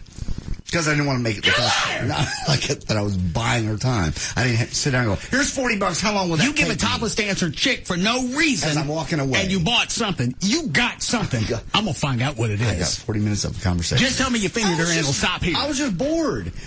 You fingered her? No. Well, then it's not going to stop. Okay, I fingered her. For how long? How long would you like it to be? 12 minutes. 12 minutes. It was 3.5. I don't believe it. It was one song. And of course, they had to be a country song. They're short. Boom, out. They couldn't have played Slow Ride. All right, Dan, you ready? Yeah. 5:15. Dan O'Malley's here with news. Thank you, Russ. Thursday, May 1st, 2008. Birthdays today. Mac Daddy turns 30. Tim McGraw turns 41. Ray Parker Jr., the singer of Ghostbusters, is 54. John Woo turns 62. And Rita Coolidge turns 64. 4 of the nation's most turbulent months will be examined through the eyes of President Lyndon B. Johnson, with this morning's release of more than 13 hours of recorded presidential conversations and transcripts. The LBJ Library has made available for the first time White House discussions from January through April of 1968. That period included the assassination of Martin Luther King Jr. and Johnson's own decision not to seek re-election. He's here dealing with his own political challenges, including the entry of Senator Robert F. Kennedy into the presidential race. He talked about his ween? No, he didn't. He was talking about things that were going on in his life at the time. Cut 20, actually, Trey has some too. On my disc, cut number 23, is major events in 1968 when Johnson decided not to run for re-election. Every move is being carefully calculated by them and by us. We don't want... Who's them? I know who us is. Well, for re-election, I would imagine it would be the other party. These are all real short bits that they're just releasing. To put more men in than we need to... All right, they're obviously talking about Vietnam. That's the war one, yeah. Well, you said cut 23. Okay. That's what I thought it was. 23.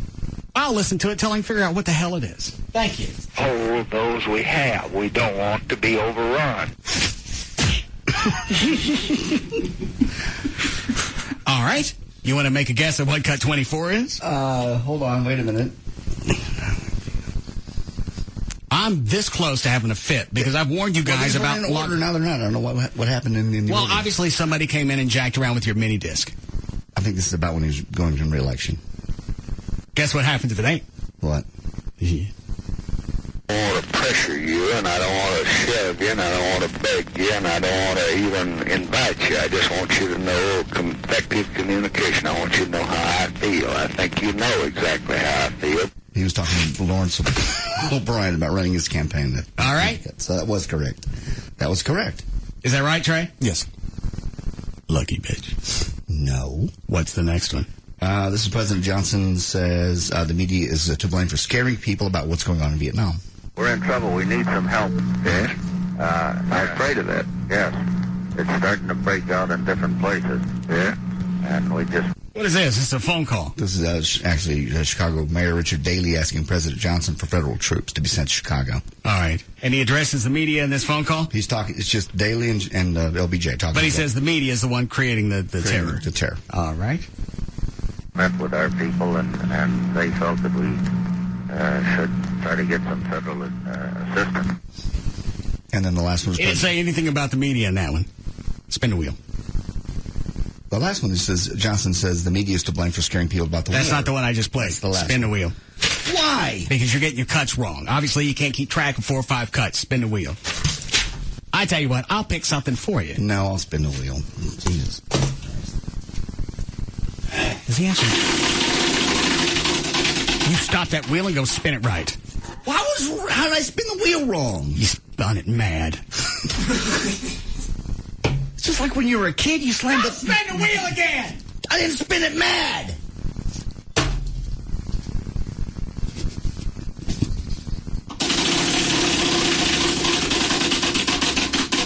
That was a happy spin. Don't ever smile again when you spin the wheel. Where'd it land on? I can't see it. Plate job. Yeah. Did we get a new plate? Yes. Anybody got to go? Sucks that I bought the plate.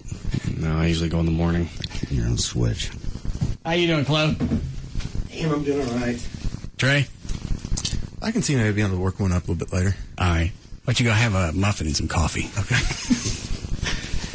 Any other clips that I'm going to play that you don't know what they are? The last one's about Vietnam. What cut? 26. Mini disc stops at 25 there, Does Slick. not. See? There were 4 cuts Trey, on what does there. that say? 25. Happy Bad Day. Stops at 25. Possible. There are 4 clips on there. I listened to all 4 of them in here. All right. There ain't nothing on 25. What does play 25 and say? Okay. We're in trouble. We need some help. Yes? Same There's one not with a a 26. Oh, there it is. Thank you. Spin the wheel. It was there the whole time. I know it was. I listened to it in here. They've scared the people that we're going to call up 500,000 people, and we're sending 200,000 out there and so forth. Now, I don't know what'll happen. We may send 2 million. No one can tell in this lightning age. It's always going to be about his wiener. He showed it to everybody in the White House. I know. And I never, ever heard of that story. That's what's odd. Where did you guys hear about this? Is this just floating around as I think it was it was in well, what was not it? his. It was a biography that a reporter wrote. Yes, I was just saying, what legitimate media service would make that story? Presidential wiener. Dan, had you ever heard that? I know Everett had, but it's Everett. JD hasn't. That doesn't sound familiar. He was notorious for showing it off. I just leaving the door open to the bath, the Oval Office, go in there and take a piss. I'm sorry, I brain farted. Yeah, absolutely. And when he'd go to his ranch, it came out Why barbecues. didn't anyone ever report this and somebody go, hey, Prez, they put it did. away? And not only did they, but it was one of those things. It's, the media is different today than it was back then. Back then, they wouldn't report on those things because they respected the office or the president, not necessarily the man always. Also, there were conspiracies that LBJ had something to do with the assassination of John Kennedy.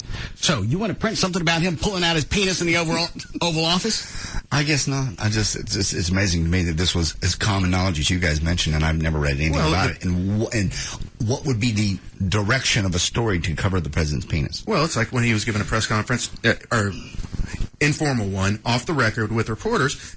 Someone kept asking him, why are we in Vietnam? Why aren't we in Vietnam? He unzips. That's the reason we're in Vietnam. That's exactly what he said.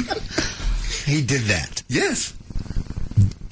That's really hard to conceive. Where do you think the name Johnson come from for your penis? That's your family name.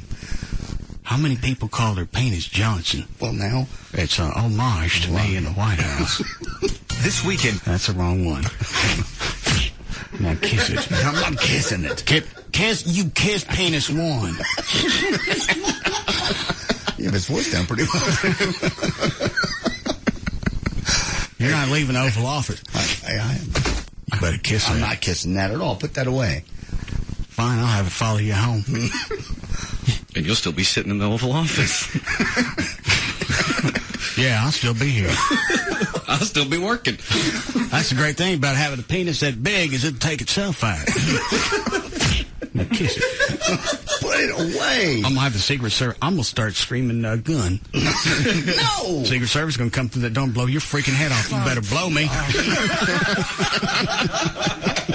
Do we need a break? We'll be back. We'll be back to the Russ Martin Show.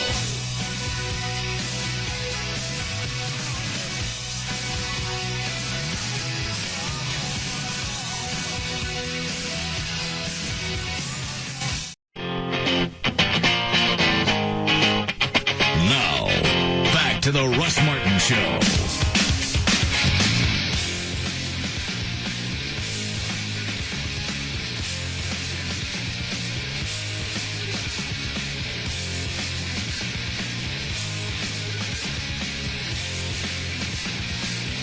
Call Russ, who's impervious to all that surrounds him. Now at 214-787-4053.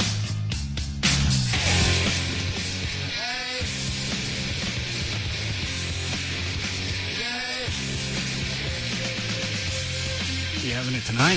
Show meeting? Soon. Aren't you guys overdue? Yeah. We've got a date set. When? Very soon. You'll get the results when we tabulate them. The show meeting it's our business. We don't want to worry you with it. Is that why you don't have them? No, we have them. Gavin, how many of you guys missed? I don't think we've missed many at all. No, as a matter of fact, we did one in March, and we're doing one now. Seems like you missed one. No. Maybe a week late. Yeah. But we didn't skip a whole month. When are you having it? Monday? Where?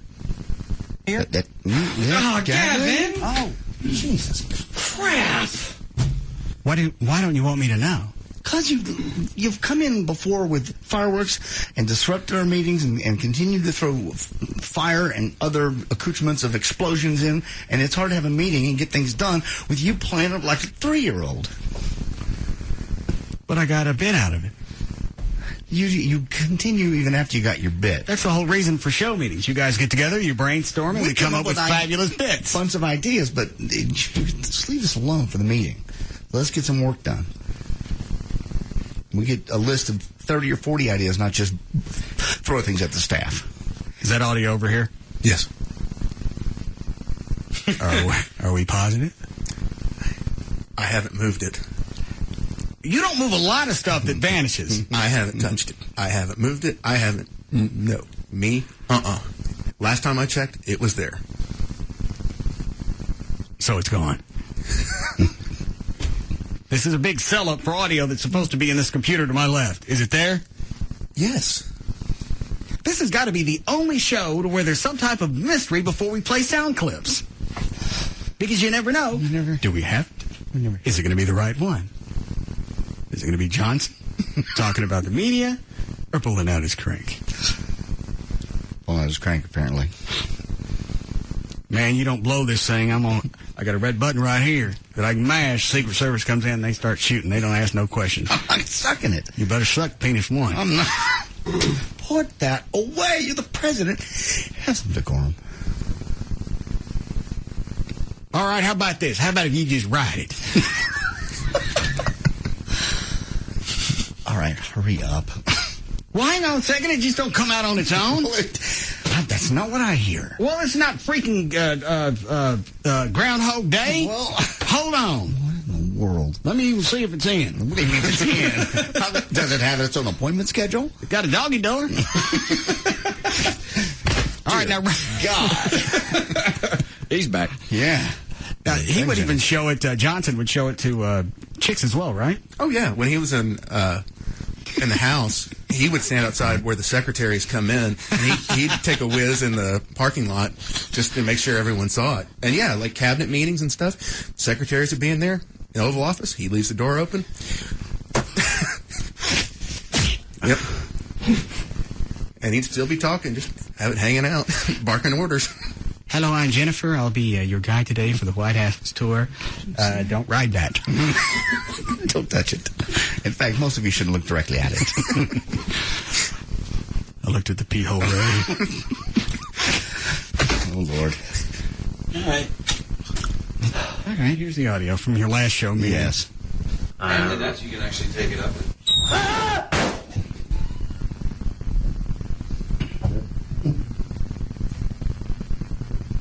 Isn't there one of them where Dan throws Gavin into the wall? Yes. Envy magazine list eligible. Oh my God! Oh, that one was a dud. Fake, yeah. I took one of the big tube ones, and I emptied it out, and I just stuck a fuse in it. Everyone's eyes filled the room. Well, there's, a piece of dynamite comes flying in. We're trying to have a meeting, get things done. Envy magazine list eligible. Oh my God! Here's another one.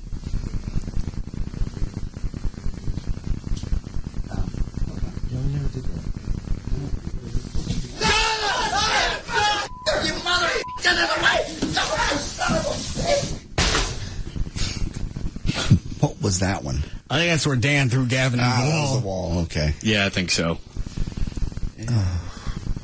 Looks like I got a couple more. We won't be telling you. We'll have to move the meeting now.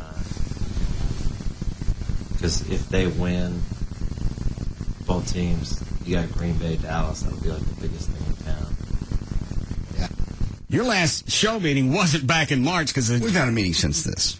I don't think so. I think this was the last one. No, we had one since then. Yeah, you just didn't tell you where it was. This is my show. Why are you not telling me where the show meetings are being held? For this exact reason, so we can get things done. And not spend 30 minutes of an hour or more meeting running away from you. Pansy. I don't know, dude. Yeah, Russ wants the sweet. What at? Little piece of... Ah! In the hole! Oh, Jesus. This is the one where Dan throws Gavin into the wall.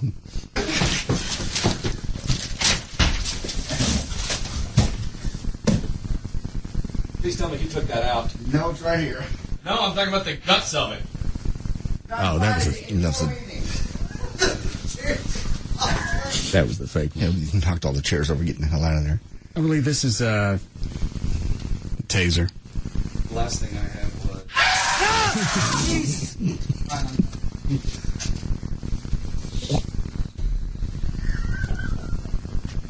I don't even jump anymore. It's like rape. I don't even jump. It's like rape. I don't even jump anymore. Oh, that's all of them. Darn. So we got it. We got the idea. You having it Monday up here? Not now. Did you guys ever find the taser?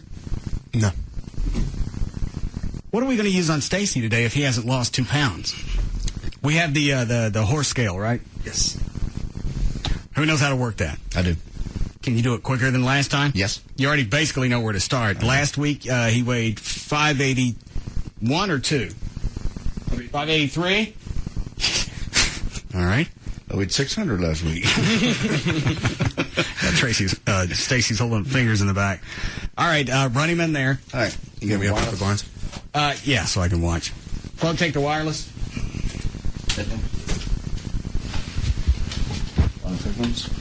Just go out there. Don't you have a monitor on out there? Yeah, I'll turn it on. Is this on? Yes. Okay. I'll turn the monitor up. Say something. Hello? All right, got it. Okie doke.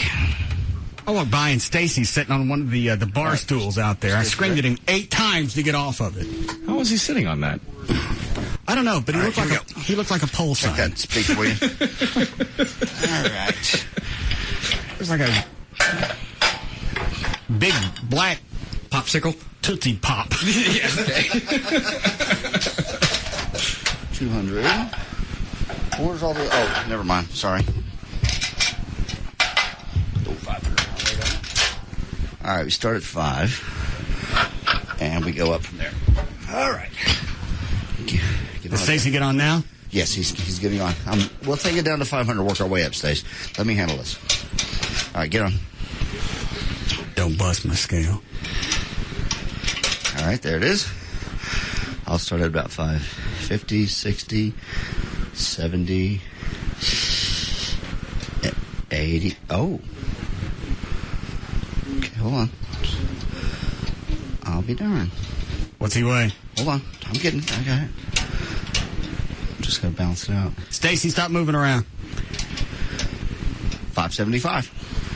Hey! Excellent. All right, bring him back in. What was that, 8 pounds in a week?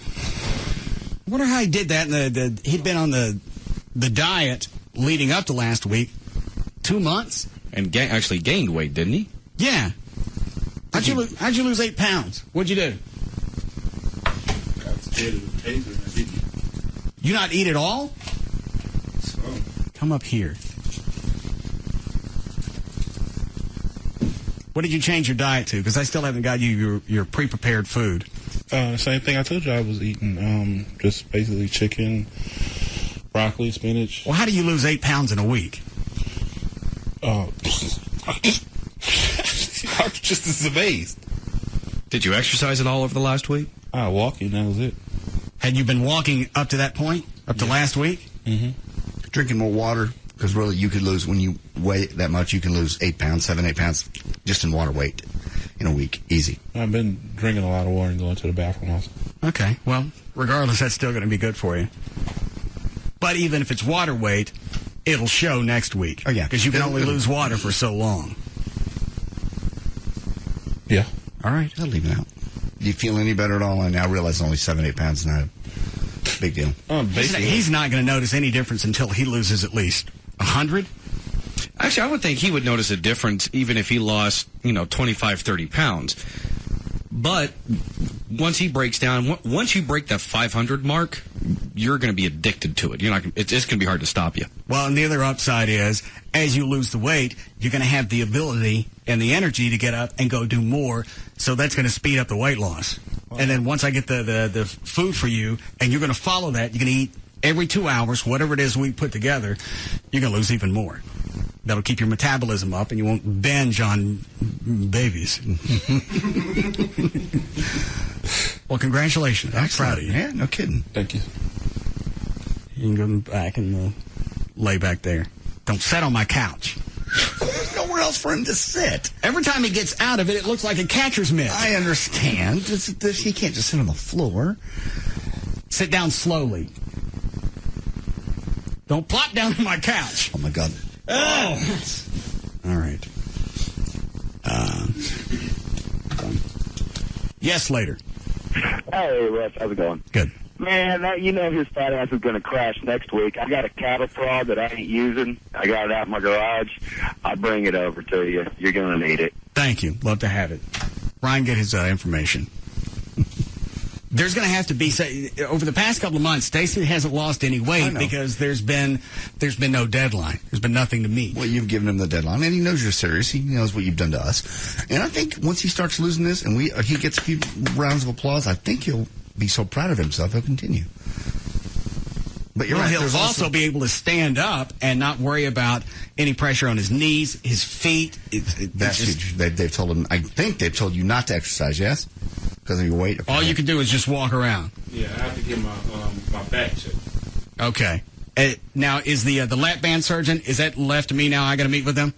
No, I haven't talked to the lady anymore. She was supposed to get in touch with me on Tuesday, but she didn't. I was going to call her on tomorrow. All right. Why don't you just go call her now and see what they say? Okay. That way. Don't pick up your cell phone. Call her sitting right here. No reason for me to get up, dumbass. All right, you ready to start news again? Yeah. All right. 5:48, Dan O'Malley's here with news. Thank you, Russ. 3 fishing buddies were returning from Port Lavaca on Tuesday night when their single-engine plane stalled in midair. Shut up. This is a serious story. You know this one, Trey? The small Cherokee was put down in a vacant lot about a mile short of the runways at Houston Hobby Airport. The force of the crash broke off the plane's nose gear and crumpled the plane's fuselage. And while no one was hurt from the crash, one passenger aboard the plane was severely attacked by crabs. They had been out crab fishing. Oh, God. So the crates broke on impact.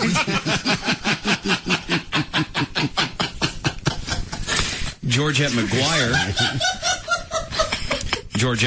the girlfriend of one of the men aboard the plane, said when this happened, Craig was sitting in the back and said the cooler just exploded. Crabs went all over the place and all over him, savagely attacking him. She goes on to say, he said, I'm trying to be serious. Got your nose. God, who? He said he was having trouble breathing as he began to hyperventilate. Oh, I can't even imagine. Stuck in an airplane. And you're in an airplane. You survived an airplane crash. Now you're being attacked by crabs. Well, doesn't this day just suck? Now you get back in that cage. I mean, you're gone. What's the last line? He said it was. He said he could barely breathe. He even said he was afraid he might die. Crazy crabs. He was, however, able to live despite the number of deep lacerations, broken bones, and mass hysteria in the downed plane. That would have made a lot better movie than the Samuel L. Jackson thing.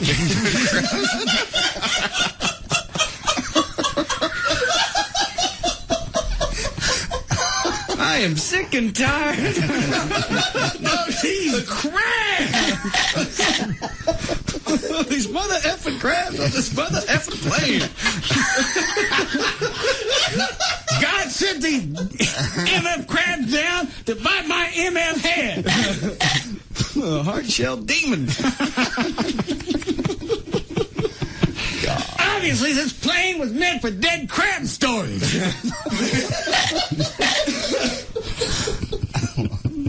You can just see it now. He comes running out of the plane, crab just hanging off his face, off his nose, off his ears. This movie sucks! Got your nose. We brought the crabs. Go ahead, Dan. All right. Last November, lawmakers in the UK passed something called the Human Fertilization and Embryology Bill, which is a set of guidelines for assisted reproduction and embryo research. Basically, it lays out what is and isn't legal in terms of human bioengineering. One of the key points in the bill is that animal stuff cannot be used to impregnate a human in order to crossbreed humans with animals. But for some reason, they didn't put any restrictions on humans impregnating animals. That means technically it's legal in the UK for a human to impregnate an animal. I screw monkeys! Now, some scientists are saying that humans and chimpanzees are genetically similar enough that you could actually cross a human with a chimp if you were so inclined. I screw monkeys! According to Dr. Callum McKellar of the Scottish Council on Human Bioethics, that's seriously bad news. He says that if we could cross humans with chimps, we could theoretically create thousands of these hybrids in order to harvest their organs. And even though the creatures would be half human, they'd have no rights to protect their freedoms. Stop. Screwing monkeys. Man, you ain't never got it till you got you a hand job from a capuchin. Little bitty monkey hands. Be surprised what they do for a quarter. A piece of fruit. Yeah, a little organ grinder. Stop. Hold on. Yeah, Eddie. Yo, what up, Russ? Yeah. Say, man, did y'all weigh Big Stacey? Yeah. Did he lose it? Yeah, he lost 8 pounds. Damn, that was my entertainment, man. I want to hear that little nigga squeal like a little pig. If it really was. Man, I was waiting, man. But nah, I'm just tripping, though. Congratulations to him, though. Y'all gonna light him up for real if he don't lose the weight? Yeah. Good. Ain't nothing like hearing a nigga squeal, man. Eddie. Y'all ain't gonna take him for real, like? Yeah. Yeah, I figured you would. That's wild, though, man. Well, tell him I'm happy for him, dog. That's healthy for him, dog. All right. All right, y'all hold it down, all right? All right. Woof. Yeah. Wolf. But if it really was water loss this week, it's gonna measure out, but that would not be uncommon for someone that weighs that much. I just don't understand. Out of 6 weeks, 2 months on one diet, he don't lose dick, actually gains a little weight. I'll tell you why. Because he wasn't serious about it. This week, you brought in the scale. He stood on it. He knew you were going to bring the scale in. I don't think he really thinks that I'm going to light his ass up if he doesn't lose weight. I don't think he does either. I don't think so. I think it's a radio bit. And I'm not doing it to be a dick. He's got to worry about something. If he's not going to worry about himself, his health, his little boy, anybody else around him, those of us that love him, I'm going to shock his black ass. You like Peter Gabriel? No. No, God. I'm going to get him down to a weight to where he doesn't have to worry just about dying watching television. That's fair. You're right. Very, very serious at that point. And I'm not going to have somebody associated with this show not be able to lose weight. That makes me look like a fool. I'm going to light his ass up every week that he don't lose weight. That makes him look like a fool. You shock him and he jumps around.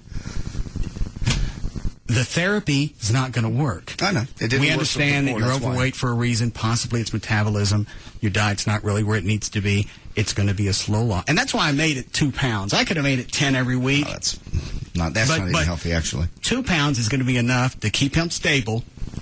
At a certain point, he's going to want to exercise. He's going to feel better. He'll lose more. And then he's going to lose more than 2 pounds every week. Yeah, but at this point, he could probably actually continue to lose 5 to 6 pounds a week. And that's going to get smaller and smaller as time goes on. Listen to me talking about losing weight. Go ahead. And at a certain point, I'll actually start throwing some cash in there. Really? You lose, you get to a certain point. Certain dollars at this number. Lose 10 pounds, I give you $100. Wow. That's even better motivation. Look at him grinning back there now. But there's got to be some type of driving force, whether it's cash or lighting his ass up. And I'm doing it because I love the man. Shocking you because I love you. Yeah. Well, I know you do love him. I believe Nick Lowe said it best. Cool to be good. Don't squeeze me. Cool to be kind. He's just giving you a hug. That's just a bear hug. Don't be kissing me. Don't do it in front of us. Oh, God. That was a wet one right on the neck. I'm going to be sick. Man. Is that where the term came from, to be? No. Most of that was tongue, actually. Was it? Uh-huh. He got you with the tongue. Darting in and out real fast. It's all right. It's gone now. It's almost like the way he catches food. Oh, I'm going to have that image stuck in my mind for... Oh. Stacy, why don't you go give Trey a kiss as well? Get him. Stacy, he can run out all he wants to. The way his back is, he'll fall down and he'll be crippled. Come back in here.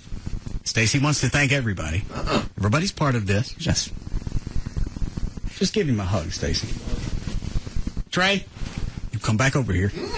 You come back over here, you're going to get JD's plate job. And Stacy's got to go. Oh, no. Yeah. Great. I need a bigger bowl.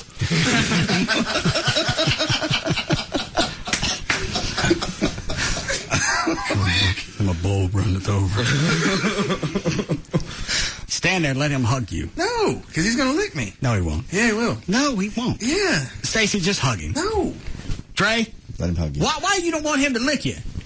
I don't want any man licking me. Lick him, Stacy. Get him. Don't Lick get him. away. Lick him. Lick him. I don't want to hurt his back. Yeah, Trey, you're going to hurt your back. You big white homo. Is it because he's black? No. Let the black man kiss you. He's black. I don't want any man kissing me. I think it's because he's black. Yeah, I do too. That's actually what Trey told me before. Because I'm black too. God. Just let him hug you. No. It's just a hug. I love you, Trey. Trey, I love you. He's going to start getting flowers from Stacy. Give Chloe one while we're standing here. You just give me one. Here it comes. There you go. Oh, I saw that one straight on. Licked him like a big salt lick. It's all in his ear. Let me put that on the wheel. Oh, no. Get licked by Stacy? Yeah. Do we need a break? Yes. All right. Do I want to take any of those, Ryan? No? All right. We'll be back.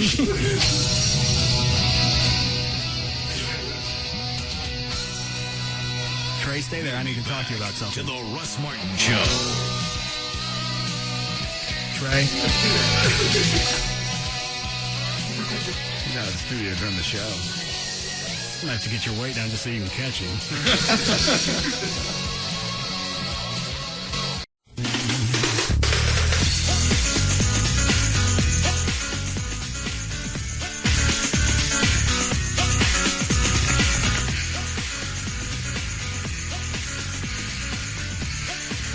Now, back to the Russ Martin Show.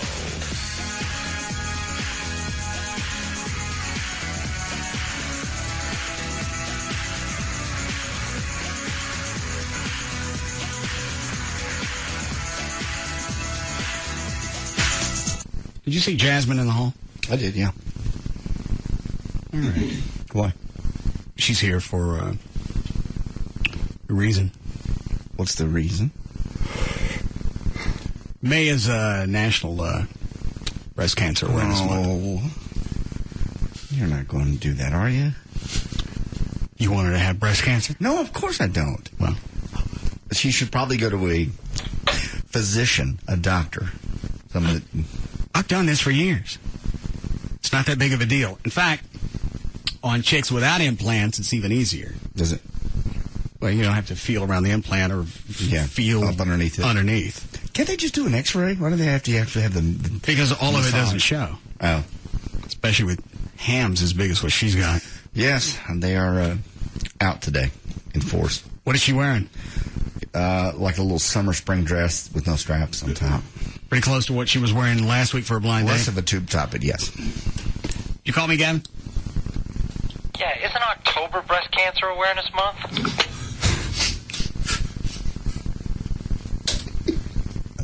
All of a sudden, you're the anal one about dates? Well, I'm just saying, you're saying Breast Cancer Awareness Month and it's October. You have the anniversary for this station in August every year, and it's supposed to be April. Oh. Now, you're anal about exact dates. Well, it's a somewhat valid point there. However, it's in October. So we'll wait till October, and if she's got a tumor, then she'll just have to get a boob cut off. I'm sure she's fine. This is an excuse to feel up one of my employees. Yes. I'll proceed then. Did you hear on the air that Stacy had lost 8 pounds? I think that's absolutely fabulous. Would you like him to give you a hug? No. Go ahead, Stacy. No, he hurt me last time. Don't pick him up. No. I thought he was banned from touching me. No. No! No! Stop! Wet dog! Wet dog! This is a wet dog! Oh my God! Oh! Like getting raped by a bovine, ain't it? Oh! That's like getting licked by a dog. I can't decide if I want to do the Jasmine thing now or not. What's keeping you from it? I'll wait till the end of the segment. Okay. Got some good LBJ audio if you'd like it. We just went through that. No, this is a different one. What is it, Ryan? Line 4. Yes, Sue. Hi, I was just letting you know it's Women's Health Month, though, this month. Yes. Thank you. Well, then I'll have other things to check. Oh, God. Pap smear, possibly. We still have all the stuff that Alex sent up from Sugar Babies? The spoon and tongs, yeah. Yeah. What are you going to do with that? Don't give you that maniacal look. Let me take this, because this one's curious. Yes, Jess? Hey, man, I was just going to say, you check out theheraldbanner.com and look at your old radio station there. Let me catch everybody up. He's talking about the Greenville newspaper. Oh, okay. Go ahead, Jess. Yeah, man, they made the headlines that your old radio station did. What'd they do? Oh, man, they did a charity, something for charity last year, and nobody could find the money for it. All right. And I just thought you might want to check it out. It's I didn't get to read all of it, but thought you might find it in. Started to get too confusing. I was going to ask him if he called Mark Davis on Tuesday. Well, now I got to play that again. Where's that, Trey? Is that on your drive? It's on my drive under WBAP. Hi, man. Hey, Mark, how you doing? Oh, I don't know if I can suffer through this again. Oh, come on. 956-214-787-1820, 1-800-288-WBAP, pound 820. Free call on the Verizon Wireless. We're in Pleasant Grove. Gary, Mark Davis, you're on WBAP. How you doing? How you doing, Mark? I'm good. Hey, I got a problem with Reverend Wright and his attitude. Doesn't sound anything like he did when he said, how you doing? No, not at all. I'm past. I mean, almost like, it was a setup. Yeah. How are you, sir? Lovely day, isn't it? Guess what I do today? Free call on the Verizon Wireless. We're in Pleasant Grove. Gary, Mark Davis, you're on WBAP. How you doing? How you doing, Mark? I'm good. Hey, I got a problem with Reverend Wright and his attitude towards whites. I think that's the reason that black folks now can go pretty much anywhere they want to in this country. And exactly when did that start? How come nobody give me the heads up or put up some billboard? From a memo or something? Man, something like that just sneak up on you. And they do. Maybe that's what Southwest Airlines has been trying to tell us. Free to move about the country. Was that their way of telling me? But I'll guarantee you let a white man try to walk down 2nd Avenue right here in Dallas, and he won't make it.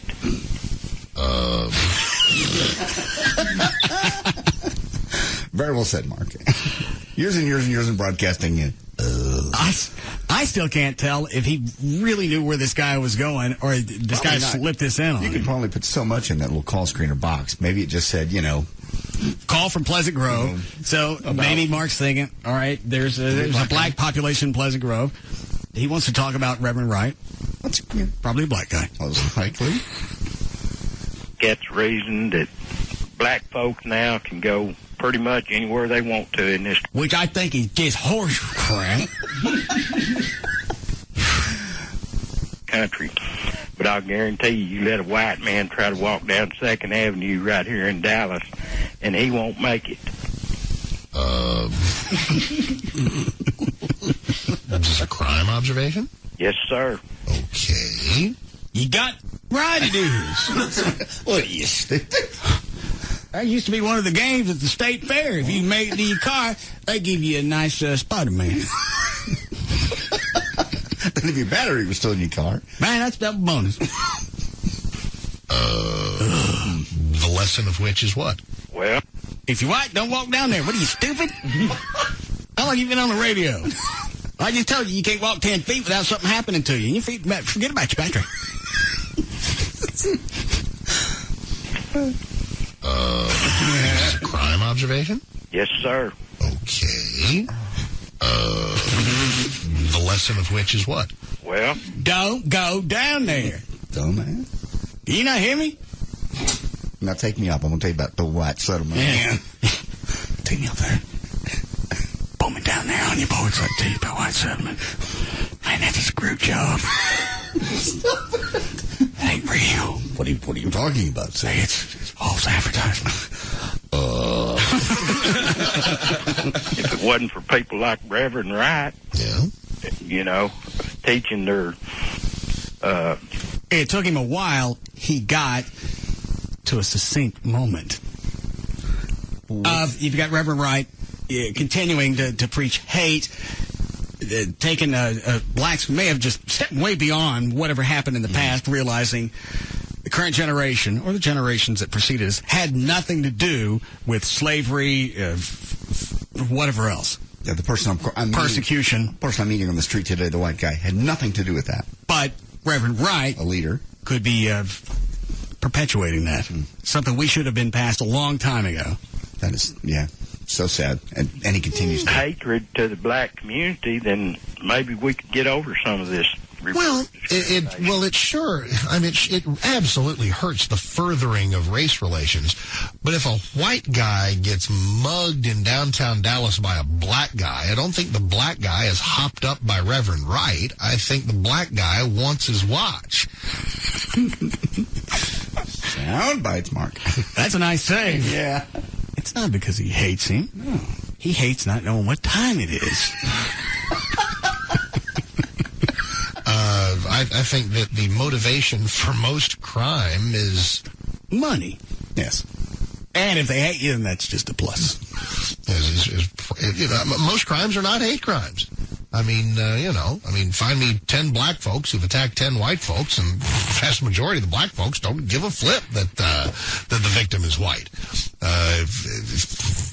Not so much. But you're on target that poison like Reverend Wright's slows the progress of race relations. Ian Caldwell, 88, Mark Davis, you're on WBAP. Hi. Hey, Bart. Lord, hello. I drove almost 20 minutes and ain't seen one black person. Well. Your day is how? I'm sorry? You heard me. Well, I don't really. Made it all the way to Bouncer. Well, that's good. I ain't seen one. How does that relate to my day? I don't understand. I'm in Bastrop now. Bastrop. What's up? Hey, that hard liquor story about the Mike Hard Liquor? Yeah. We never got this far in the call. It reminded me of my bartender. I spent $50 at the bar and blew a 0.00. How'd you do that? Well, you think maybe they wasn't selling me alcohol? Wow.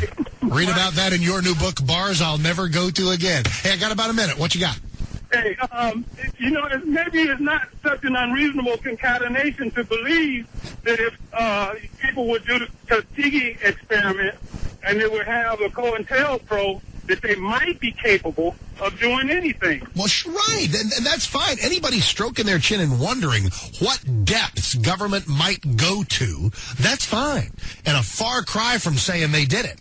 A far cry. All right, that's back to the Reverend, is it Wright who came up with that? Yes. That the U.S. government concocted AIDS as a plague to wipe out the black community. And that's again what Obama came out with. Then the very next day or something went, this is just ridiculous. I can no longer say this guy's in my camp at all. That sounded like Mark Davis for a moment there. All right. Give me the Johnson stuff really quick, then we'll move on. Where is it? LBJ audio. Under? The folder is LBJ audio. Then the next folder is going to be LBJ talks with Hager. And then it says LBJ changes in his pants. I can't tell which one. Oh, Hager. I can't tell which one's which. Mr. Hager? Yes, it's Hager. The what? The other one. All right. The pockets, when you sit down in the chair, the knife and your money comes out, so I needed at least a... You get that Vietnam thing handled? I guess the setup is they had sent him a pair of pants, and now he's telling him... I figured that out, that obviously he needs his drawers let out. The pockets, when you sit down in the chair, the knife and your money comes out, so I needed at least another inch in the pockets. All right. Yeah. Now, another thing that... Now, why are they taping his phone calls to his pants guy? I think they taped everything from the Oval Office. Out of everything that came out of the Johnson administration, all they've released so far are the few clips we heard and him talking about not having enough room in his drawers? That's all what they released today is the first part of 1968. They do have stuff from 64 on. Yeah. Crotch down where your nuts hang.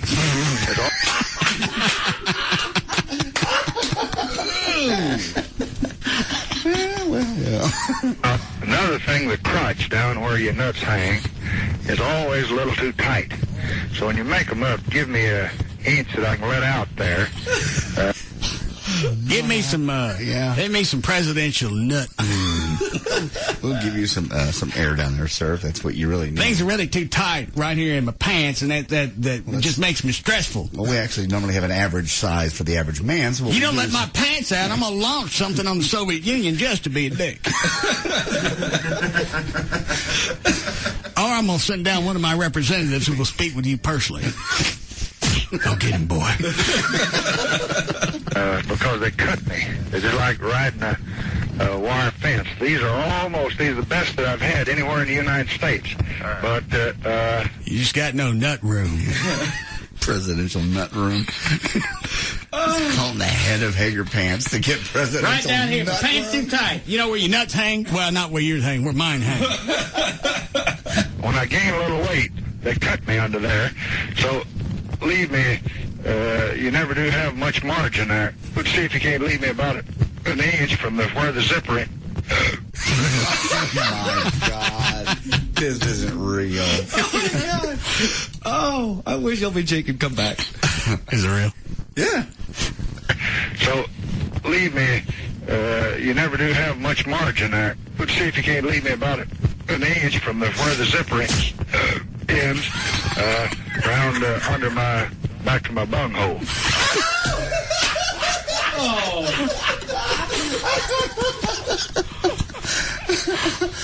I'm backing up to where he talked about where his nuts hang.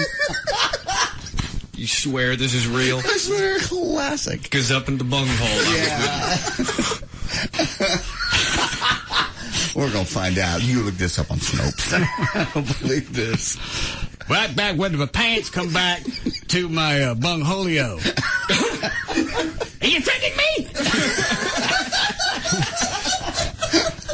Yeah, at that point. You start to question. Now, another thing, the crotch down where your nuts hang.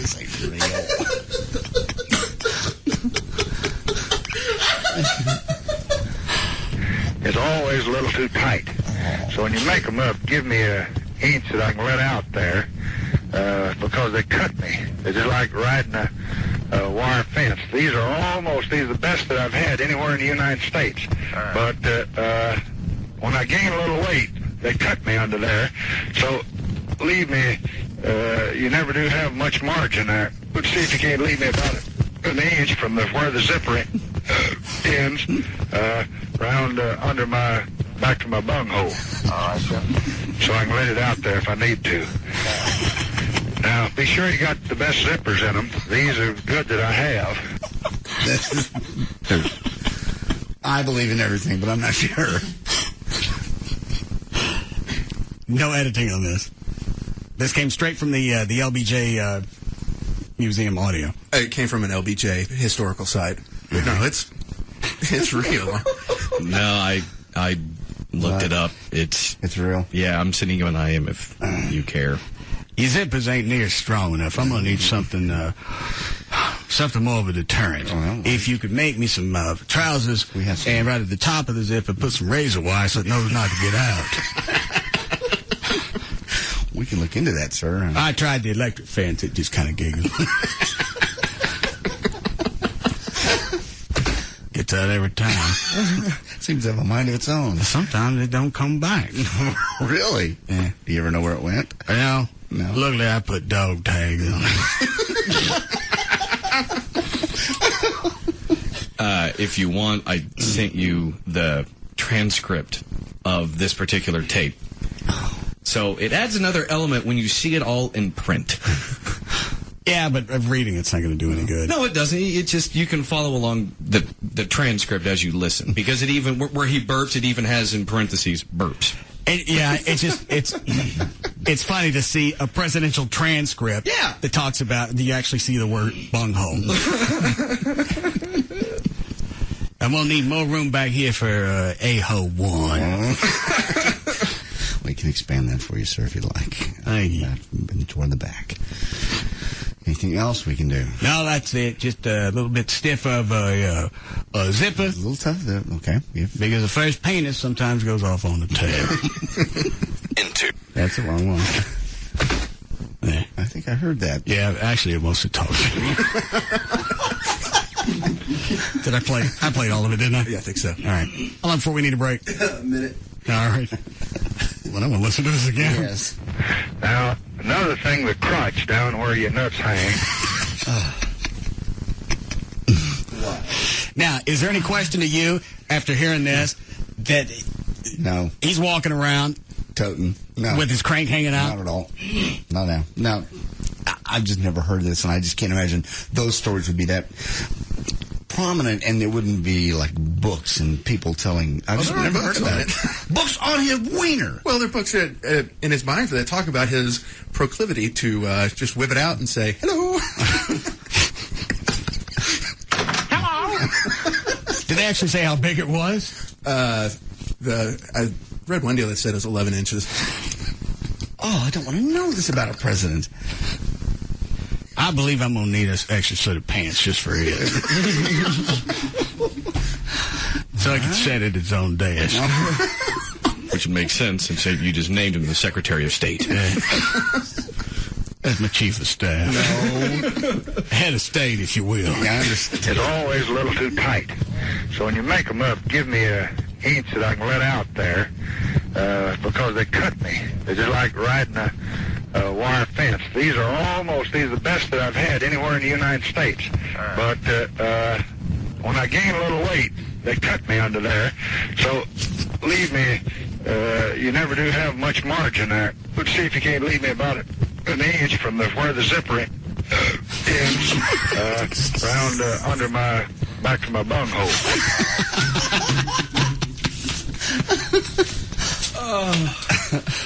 Have you listened to any of the other audio? Is any of it of this flavor? No. I've been listening to other audio, but nothing. This is the best so far. I'm sure I'll come up with others. Let's see what else you can find. You want a break here? Yes. All right, we'll be back.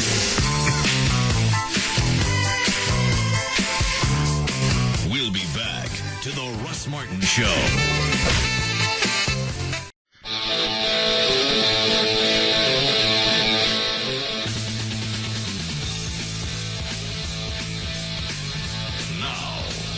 To the Russ Martin Show.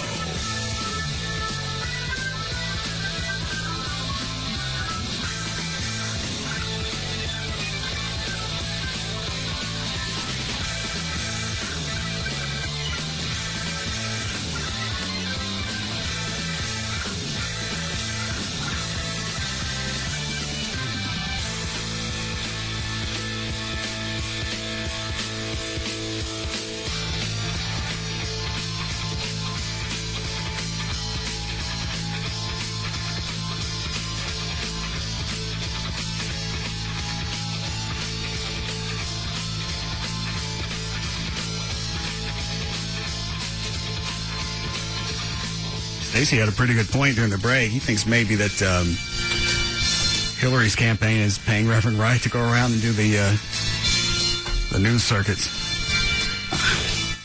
Obama doesn't want him out. And Reverend Wright's not doing any damage control by running around doing the interviews. No, he's making it worse. No. And if he was really concerned about Obama's campaign, he just vanished until after November. No, he's enjoying the publicity. After November, nobody will want to hear from him. I think he got mad at Obama for not standing by him, and so he went away, retired, thought about it. One of those things, he got more and more pissed off. And then you saw this. Obama, he says what he got to say. He's a politician. He's a politician. He's trying to get people to like him. I'm a pastor. I got to speak from the Bible. I got to speak the truth. Obama's, you know what? Mm-hmm. He just got a lot of people getting office. And I understand that. And I ain't holding nothing against him for that. Man, just got to lie. He's going to be a weasel. Do what he has to do. Yeah. You going to be a spineless pussy to get the Oval Office? Go right ahead. It made no difference to me. I'm still going to be a pastor. I'm still going to preach the word of God. We got it like this. Yeah. And the more that Reverend Wright is in the media, the more maniacal Reverend Manning's sermons get. It's pissing him off. Yep. Yeah, this is one-upmanship at its finest. It's like, because really, Reverend Wright didn't have to do anything short of just have racist sermons. Reverend Manning's been doing it. Nobody's really been paying attention to him. Because there's no direct correlation, so he's had to ramp it up and call his mother things. Yeah, taunt Obama nonstop. That was my favorite Talk one. about his mama. What kind of man would say? What kind of man don't stand up for his mama? Hey, I got a better question. What kind of man have a white mama? Don't know where daddy is? Nasty, sticky, half-breed bastard. I can't stand you. White Obama mama. And standing up for his mother. God, what a slam. I wouldn't vote. I'd rather vote for Colt 45 than I'd vote for him for president. At least beer ain't scary. No. Never saw beer with a mullet? No. Let me think now. Beer won't crawl into your window at night and kill you. Nobody cares if a beer moves into your neighborhood. Mm-mm. You ain't got to... Don't. You have to question it. You ain't got to shop at a beer yard sale to get beer don't smell funny when it gets wet. All right. What, Stacey? Oh. What's he saying? Oh. I don't get it. Just wrong for that. You don't know what I said. I heard what you said. Beer don't smell funny when it gets wet. It doesn't.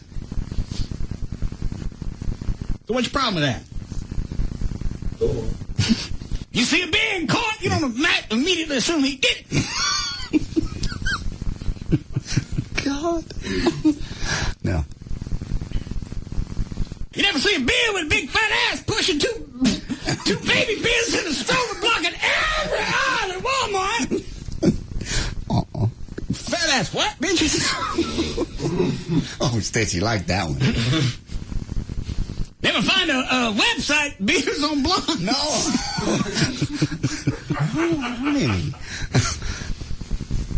Nobody calls them beer toes. No, I don't know what you're saying. All right, then I'll stop. Thank you. You want to finish news? Oh, that's right. Thanks for the gesticulation, Dan. That means more than words. Somebody go get Jasmine so I could do her exam. Women's Health Month. Actually, I took the liberty of looking up all the National Health Whatever Awareness Month stuff. You've got a few you can check her for. The National Women's Health Awareness Week is actually next week, so you can get that kicked off soon. All right. Hi, boys! She's loud. It's also Stroke Month. Great, thanks. I can cover two of those. Yeah. Hepatitis Awareness Month. Oh, perfect. And actually, also, this works for you, Russ. Melanoma and Skin Cancer Detection and Prevention Month. All right. That could be anywhere. Well, this would be like a full-blown physical. Mm-hmm. It's also National Prayer Day today. I didn't cover that with the beer thing. My bad. Let's go forward. All right. It's also National Physical Fitness and Sports Month. When was the last time that you had a breast exam from your doctor? For my doctor, gosh, it's been a while. I'd probably say, probably over a year. It's supposed to be, do you do it, what is it supposed to be, once a month? Mm-hmm. And in the shower, too. Well, they said that's where you're supposed to do it. Or at work. You got something in your mouth? Mm-mm. No. Were all your dresses like that, where your yeeps hang out? They can't help but hang out. Yeah. You gonna come over here? What's in it for me? Want to make sure you don't have any tumors. Right. You are so sweet, Russ. You really are. You guys want to leave? This is the doctor's office. God. Sure. Have at it! You're going to be loud the whole time. Stacy, that means you. Oh, you don't blend into the wall. No, but I love Stacy. You wanted to see your cans? I do. Really? I love Stacy. All right. All right, come over here. You have to use 2 fingers, like this. Would you like it on the outside or the inside? You get Ryan. Go out in the hall and visit. Oh. You want it outside or the inside? Oh. Just do what you're doing. Okay. So you go around the bottom like that. Yeah. Do you do it like that? Oh, no, I don't. No. You have to push the breast over to the left to make sure you're checking the leg. Oh, yeah. Is that starting to hurt? Oh, no. Yeah. Oh, wow. I need you in the shower. And just trying to put one hand over their mouth. No, seriously. Never. Just hold it out. I'm almost done. Yeah, all right. Okay, this one feels good. All right. Now I'm going to change hands. Mm-hmm. You don't make any noise. I'm going to cut you. All right. I'm sorry, what'd you say? Oh, okay. Okay. What cup are you? 36. That's too loud. Ready again? 36. All right. Let me check right here. Shh. No, you're okay.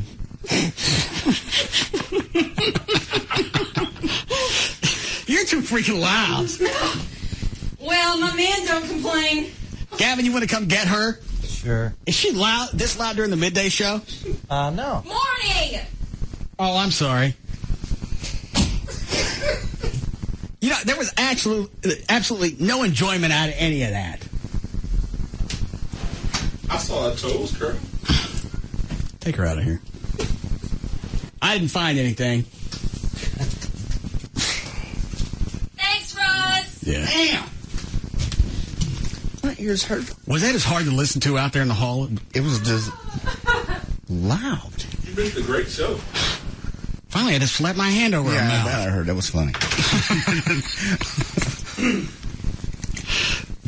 Those are some big freaking... They are. But she's just too freaking loud to get anything out of it.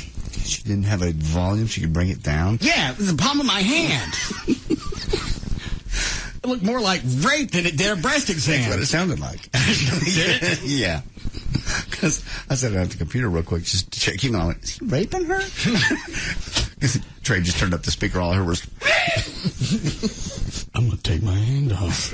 And you're not going to make any noise. Their deal. It was disappointing. Why? We've done that before, but never that noisy. I didn't feel anything. She feels all right. Fair enough. That was a very good thing. Some people don't realize, really, it used to, sometimes when you do it, you'd actually talk your way through it. That time we wouldn't have heard you had you talked your way through it. I mean, said exactly what you did. Well, you have to do. You start with the center, you work your way around, you pull the breast to the left or the right to make sure that you check the flesh underneath, because a lot of times that's where them boogers hide. I see. I think she needs a second opinion. Well, you go out there and get her. I think Stacy needs one. A breast exam? Yes. All right. We'll leave again. No? No, we'll leave. Then it will sound like rape. This one's yours, baby. No. Yeah. I'm not gonna. Stacy, come up here. Why? I have to open my mouth. wrong with me? Okay, I'm trading this one for the plate job. Oh, no. Sit back down, Stacy. Damn! Gavin, did you tell me during the break you got to go? Yeah, I got movement. All right. Where's the bowl? Okay. All right, Gavin, come on in. JD, you're going to go over there. I've done so many nice things for you. And there it is. It's a job like no other. JD, you'll have to lay on the floor. A plate job. You'll have a crystal clear view of some nice poo through the bowl that we've provided. Enjoy the view and good luck. Gavin, you want somebody to hold the bowl for you? Can't JD hold it himself? Yeah. Yeah, JD, you hold it, because it's going to be in your best interest to not let it go. Miss Sock. Get out of here, you Stacy, get out of the way.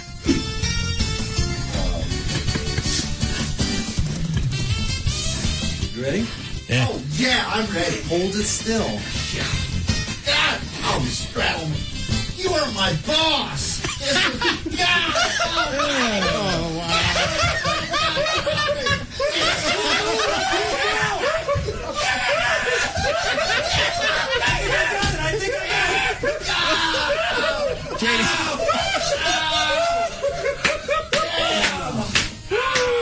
Damn. Shut up, Stacy. You didn't have nothing come out. Were you nervous? Moving, so it was shaking. My hands are sweating. I need a magazine or something. My ass coming at me. My hands are sweating and the bowl slipping. Go in your office, calm down, we'll try it again. That's enough trauma, I believe. They were behind the console over here to my right. Gavin really dropped his pants. He dropped his pants and he stuffed his white ass in that bowl. And then it goes down on my chest, and I can't get him off my chest. Hey, JD had a bird's eye view to his bunghole. There was nowhere to go. That was traumatizing. Do we need a break before lunch? Sure, break before lunch. All right.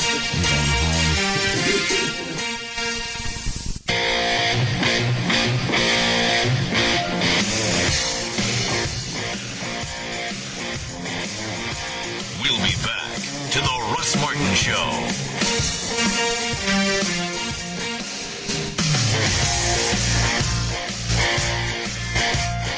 Don't just cross the line. They speed by it. And don't look back. The Russ Martin Show.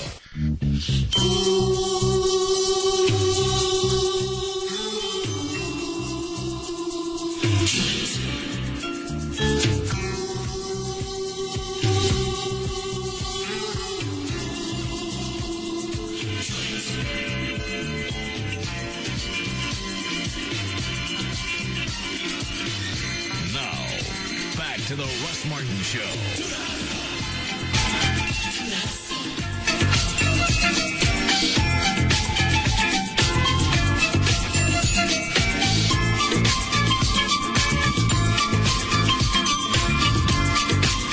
Now you're going to have to do it until he actually drops a goose egg. You sit there and I did my part.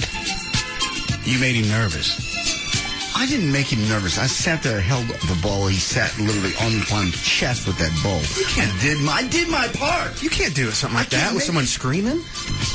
So I should not scream. I should just lay there and allow my boss to take a big dump on me. Yeah. Gavin, you want to give it another shot? Yeah, sure. All right. Gavin. I got him a magazine if he wants. Okay, perfect.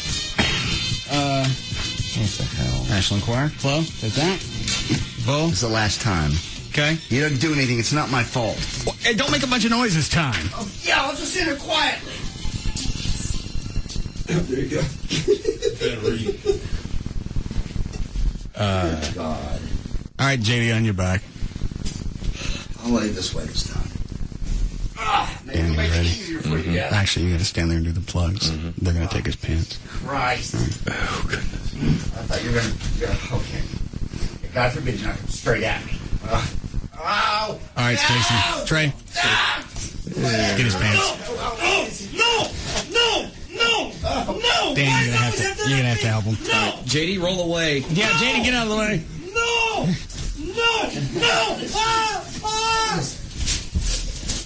Did you get him? Gavin? Unclear. All right, Stacy, throw him in the hall. This is ridiculous.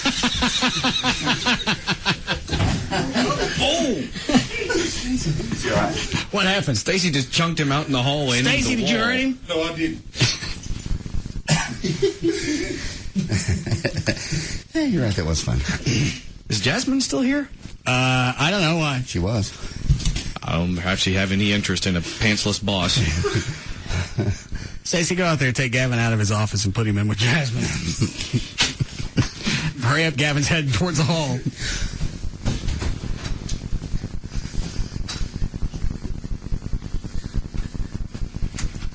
I don't hear the mic in his office. Is he in there? I don't know. Trey, take the wireless out there. He locked the door. He what? He locked the door. Do we have a key to it? Let me see if Lee's still here. I don't think he is. All right. See the plugs while we wait. It's still quite traumatizing to see his ass coming at me. Gavin, are you there? Yeah. What are you doing? Waiting for the show to be over so I can get my clothes back. Your pants are laying in the hall. Is he in the hall? Who? Stacy? No. Yes, he is. No, he's not. I see his shadow. All right. He's gone now. You serious? Yes. I see his shadow. No, you don't. That's a groundhog. That's a groundhog. Don't touch me. Oh, he got in. Stacy, don't hurt him. Be gentle. Don't hurt him. Oh, he picked him up. That's Jasmine. Take the wireless mic and throw it in there where Jasmine is.